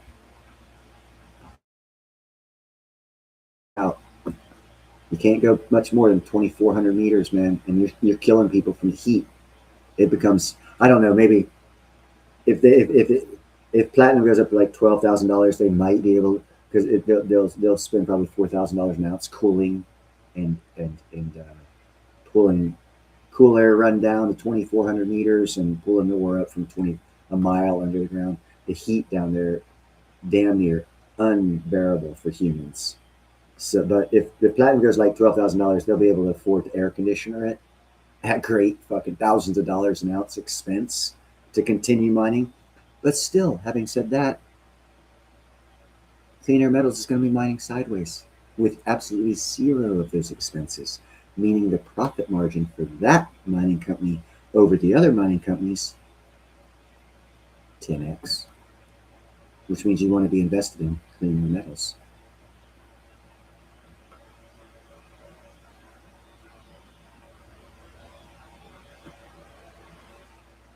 Anyhow, Clean Air Metals, people, look at them, seriously look at them. And also look at the ISO. We went over the ISO. The fiat dollar is ISO 4216. It's been around for 55 years. You know, again, even Google told you about XLM. It's a crypto, but it's the main player in the ISOs. Algo, HBAR, XRP, several of them, a ZBCN. Those are the solid foundations of the financial system of the future, the next 50 years. Like it, love it, leave it, doesn't matter. If you don't like crypto, it doesn't matter. It's already accepted for worldwide transaction. Go back in the video, look at it. We Googled it, read what Google said. It's already accepted by BRICS as the second SWIFT system for worldwide transaction, all this other crap, 100 cryptos. Man. Yeah, so look into it where you can make solid investments out of facts and not opinions of YouTubers. And XRP only, XRP only, XRP only. You're going to be amazed at ADA, Cardano. Within a couple of years, you'll be amazed at what they do for finances and the way we look at the credit system. It's going to revolutionary. But anyhow, yep, you do what you can where you're at while you're there. And I'm in front of you guys giving you some what I feel is some great information. I do hope you do your own research and figure out for yourselves. The amount of research I got into this, I'm telling you the truth. This is the best information for investment opportunity in the world right now. Clean Air Metals, CLRMF. I'll put it down here in chat one more time, just for the new people that showed up. They will do better than everyone out there. Yes, definitely do your own research. But you got a good spot to start. This first hour and 20 minutes was a direct interview with the Clean Air Metals people themselves. Look into Impala mines, Impala and Angola mines in South Africa, the number 1 and 2 platinum miners in the world. Look at their history, the first year they started, what their stocks were worth when they started paying dividends. Do all that research, because that's the only thing you have to compare to. Silver and gold mines, new ones open up all the time. Oh, we're digging for copper, but we found some silver. It's not new. A new platinum mine is new. There has not been one in our adult lifetime. So we have to look at these other platinum mines to see how this new platinum mine should run. It's going to run a lot faster because of modern times and need for platinum, but it's going to follow the same trajectory as the other platinum miners when they first started. And you can get your own evaluation of how fast this stock will jump from 8 cents to $8 to $10. Again, first hour and 20 minutes, the guys who are doing this stuff tell you when they plan on pulling ore out of the ground. So you actually have a future forecast state that the stock price is going to jump. Do your own research, people. God bless America, everyone here. Be kind, helpful, and grateful. Do what you can where you're at while you're there. See you on